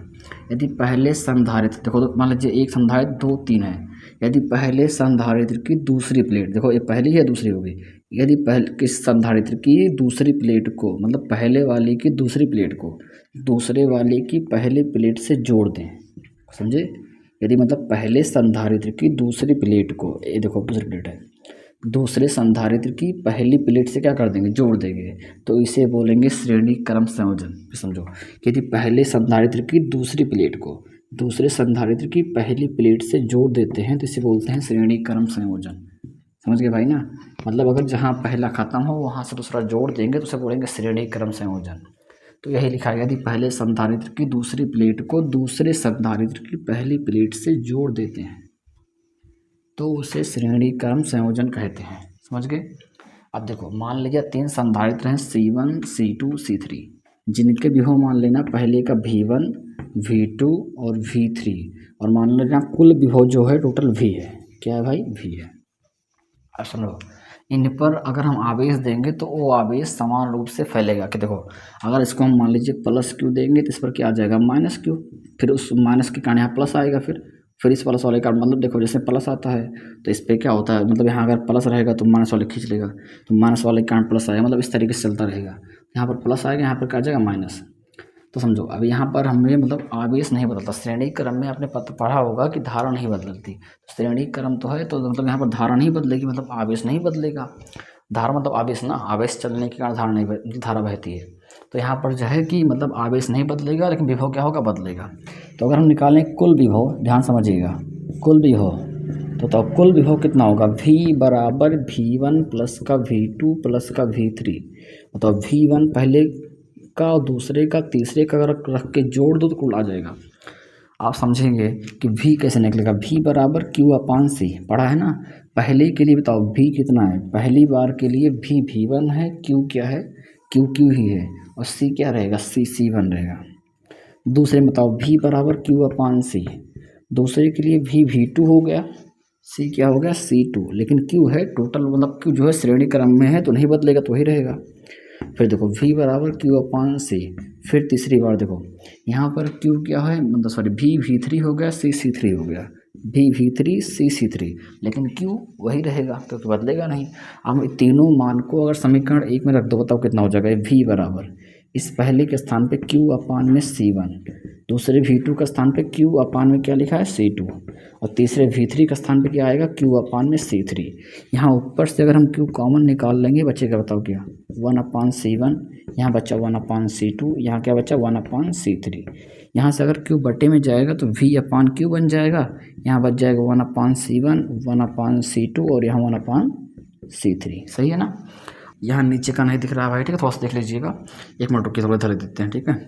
देखो इसके बाद यहाँ देखो क्या करेंगे। अभी अगर आपको पता हो कि कुल आवेश भी मतलब कुल आवेश क्यू हो और कुल धारिता सी हो, कुल विभव भी हो, तो भी बराबर होता है क्यू अपान सी, पढ़े हो ना। यानी सी बराबर लिख सकते हो क्यू अपान भी, सी बराबर क्यू अपान भी। इसको अगर हम नीचे इसके एक मान लें तो उल्टा करने पे क्या बनेगा, 1/c जो होगा वो भी अपान क्यू के बराबर होगा।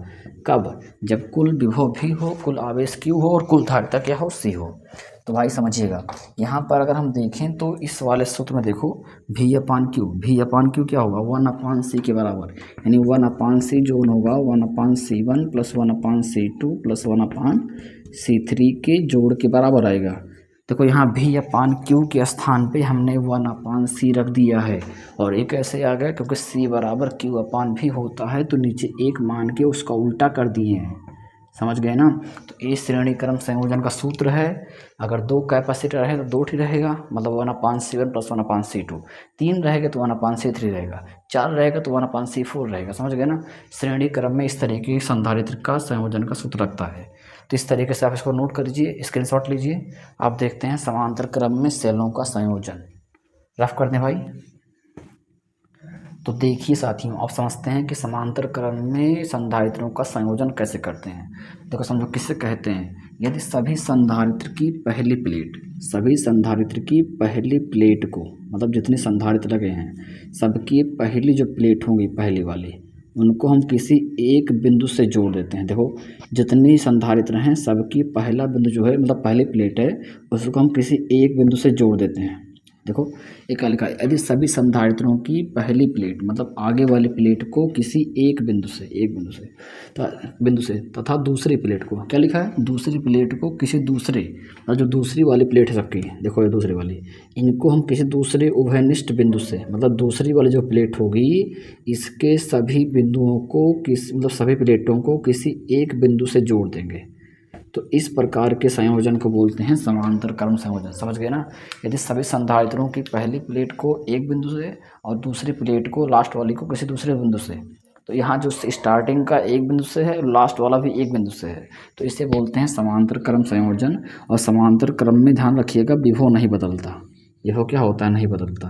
तो यहाँ पर जितना वोल्ट के सेल लगाओगे उतने ही वोल्ट का विभव सब में जाएगा, इस तरीके से, समझ गए ना, इस तरीके से सब में जाएगा। जो अगर मान लीजिए जितने वोल्ट की बैटरी लगाओगे सब में बराबर जाएगा। तो यहाँ पर मान लीजिए पहला संधारित्र C1, कहाँ लिख दिया भाई, पहला कितना है C1 है, दूसरा क्या है C2 है, तीसरा क्या है C3 है। यहाँ पर यही लिखा, देखो रामकथा क्या लिखा है कि ये क्या लिखा है, माना 3 संधारित्र C1 C2 C3, C1 C2 C3 चित्रानुसार किस क्रम में रहेगा भाई, यही तो किस क्रम में है, समांतर क्रम में, किस क्रम में, समांतर क्रम में जुड़े हैं, ठीक है।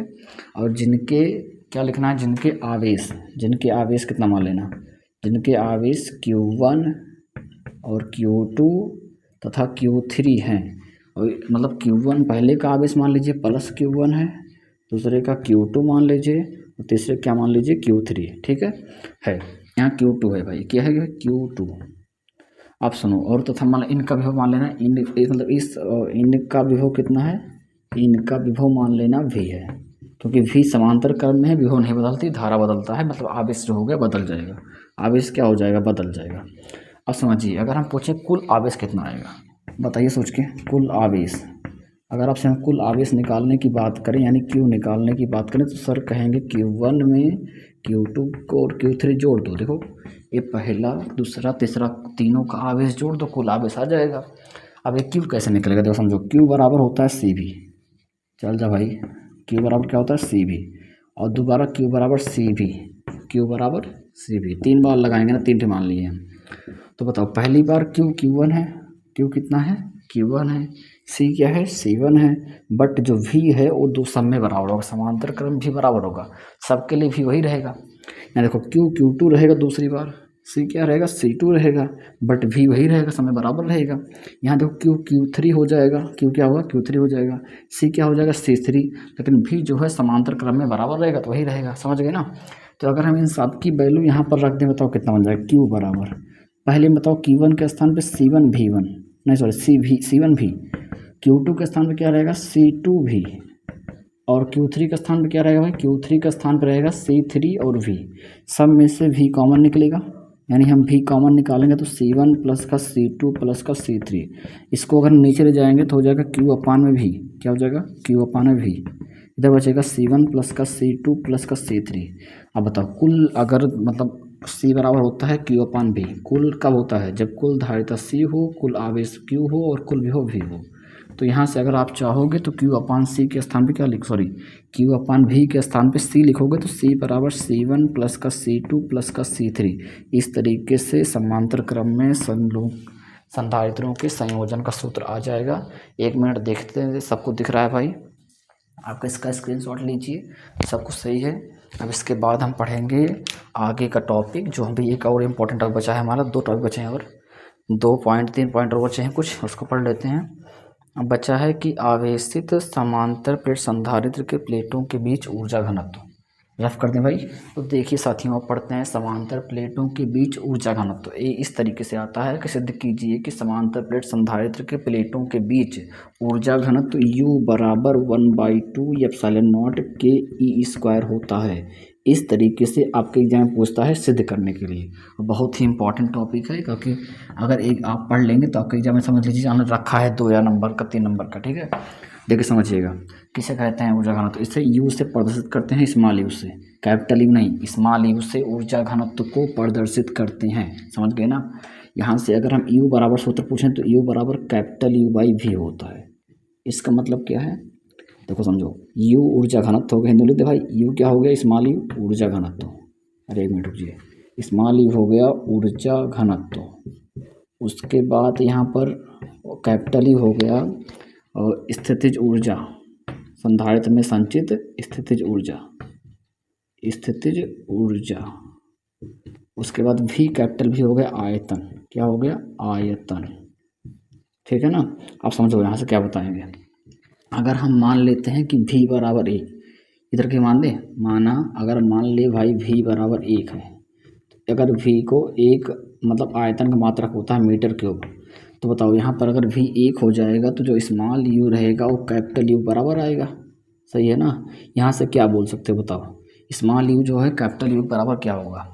तो बोल सकते हो कि संधारित्र के एकांक आयतन में, आयतन कितना हो गया? 1, तो संधारित्र के एकांक आयतन में संचित स्थितिज ऊर्जा को ही ऊर्जा घनत्व कहते हैं। क्या लिखेंगे? यहाँ लिख दीजिएगा, संधारित्र के एकांक आयतन, मतलब जब आयतन का मान 1 हो जाएगा, इसको ऐसे बोल सकते हो कि मतलब संधारित्र में संचित स्थितिज ऊर्जा और उसके आयतन के अनुपात को ऊर्जा घनत्व कहते हैं। लेकिन डेफिनेशन निकालने के लिए हम V की वैल्यू 1 मान लिए, तो मतलब एकांक आयतन में, संधारित्र के एकांक आयतन में संचित वैद्युत स्थितिज ऊर्जा,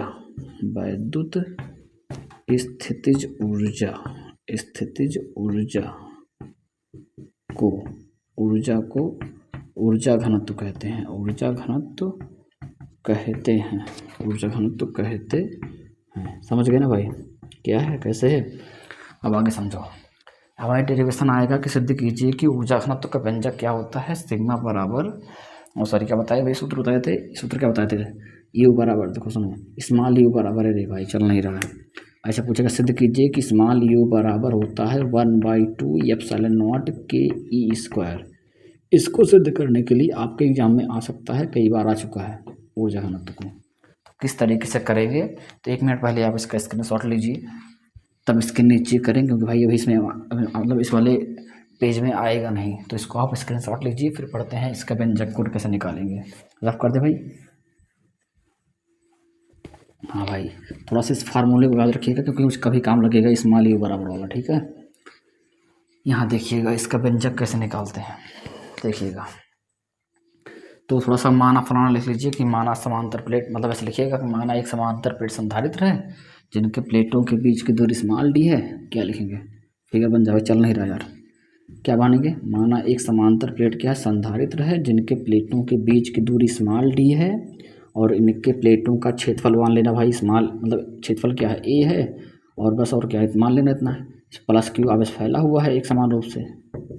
ठीक है, इतना आप लोग मान लेना, इस पर माइनस क्यू आ जाएगा। ठीक है, इतना लिख लेना हिंदी यहाँ पर।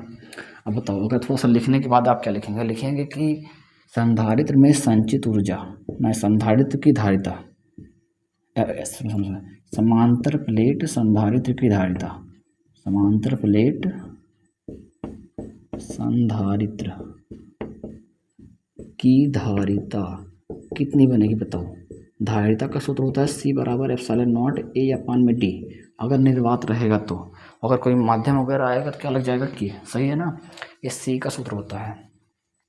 और आपने पढ़ा होगा कि स्थितिज ऊर्जा का, संधारित्र में संचित वैद्युत स्थितिज ऊर्जा, वैद्युत स्थितिज ऊर्जा का सूत्र होता है कैपिटल U बराबर हाफ CV स्क्वायर।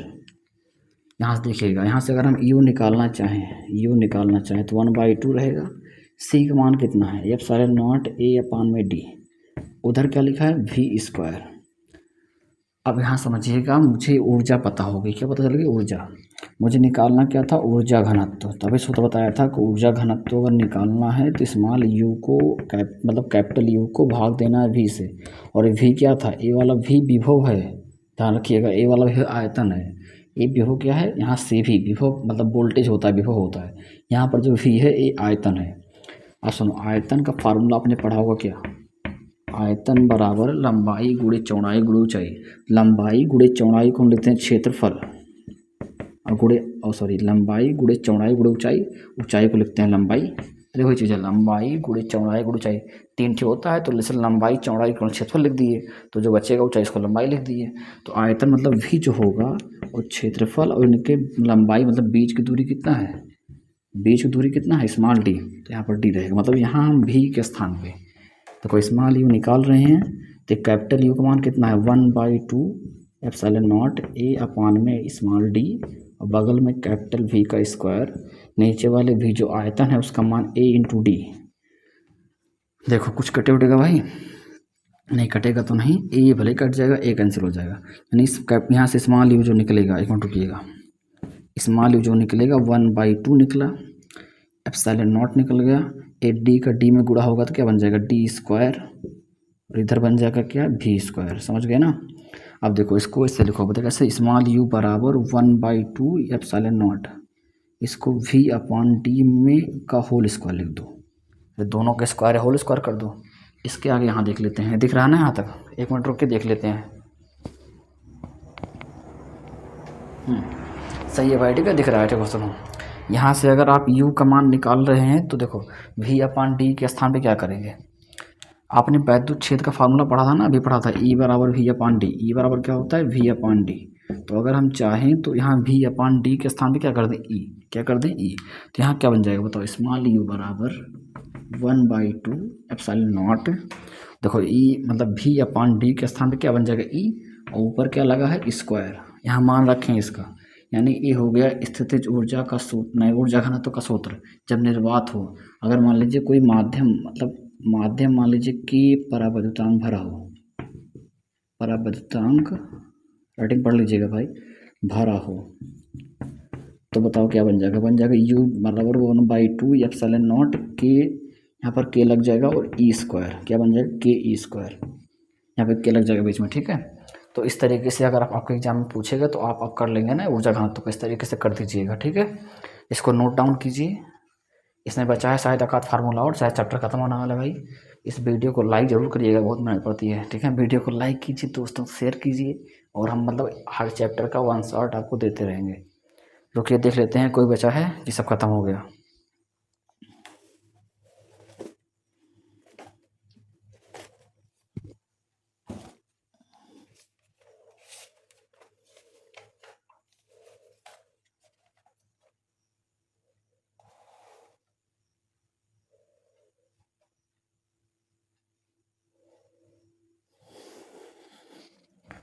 हाँ भाई, इतना ही था जो इम्पोर्टेंट था, जो आपके एग्ज़ाम में आ सकता था इस चैप्टर का। वैसे उन्होंने आपका सब कुछ पढ़ा दिया है, तो आप इस वीडियो को लाइक कर दीजिएगा, दोस्तों को शेयर कीजिएगा, और इस चैप्टर को अच्छे से तैयार कर लीजिएगा।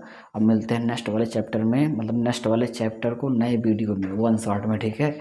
और वीडियो को लाइक ज़रूर कीजिएगा, अपने दोस्त तक शेयर कीजिए, क्योंकि बहुत मेहनत पड़ रही है भाई, ठीक है। तो आज के लिए बस इतना ही, जय हिंद।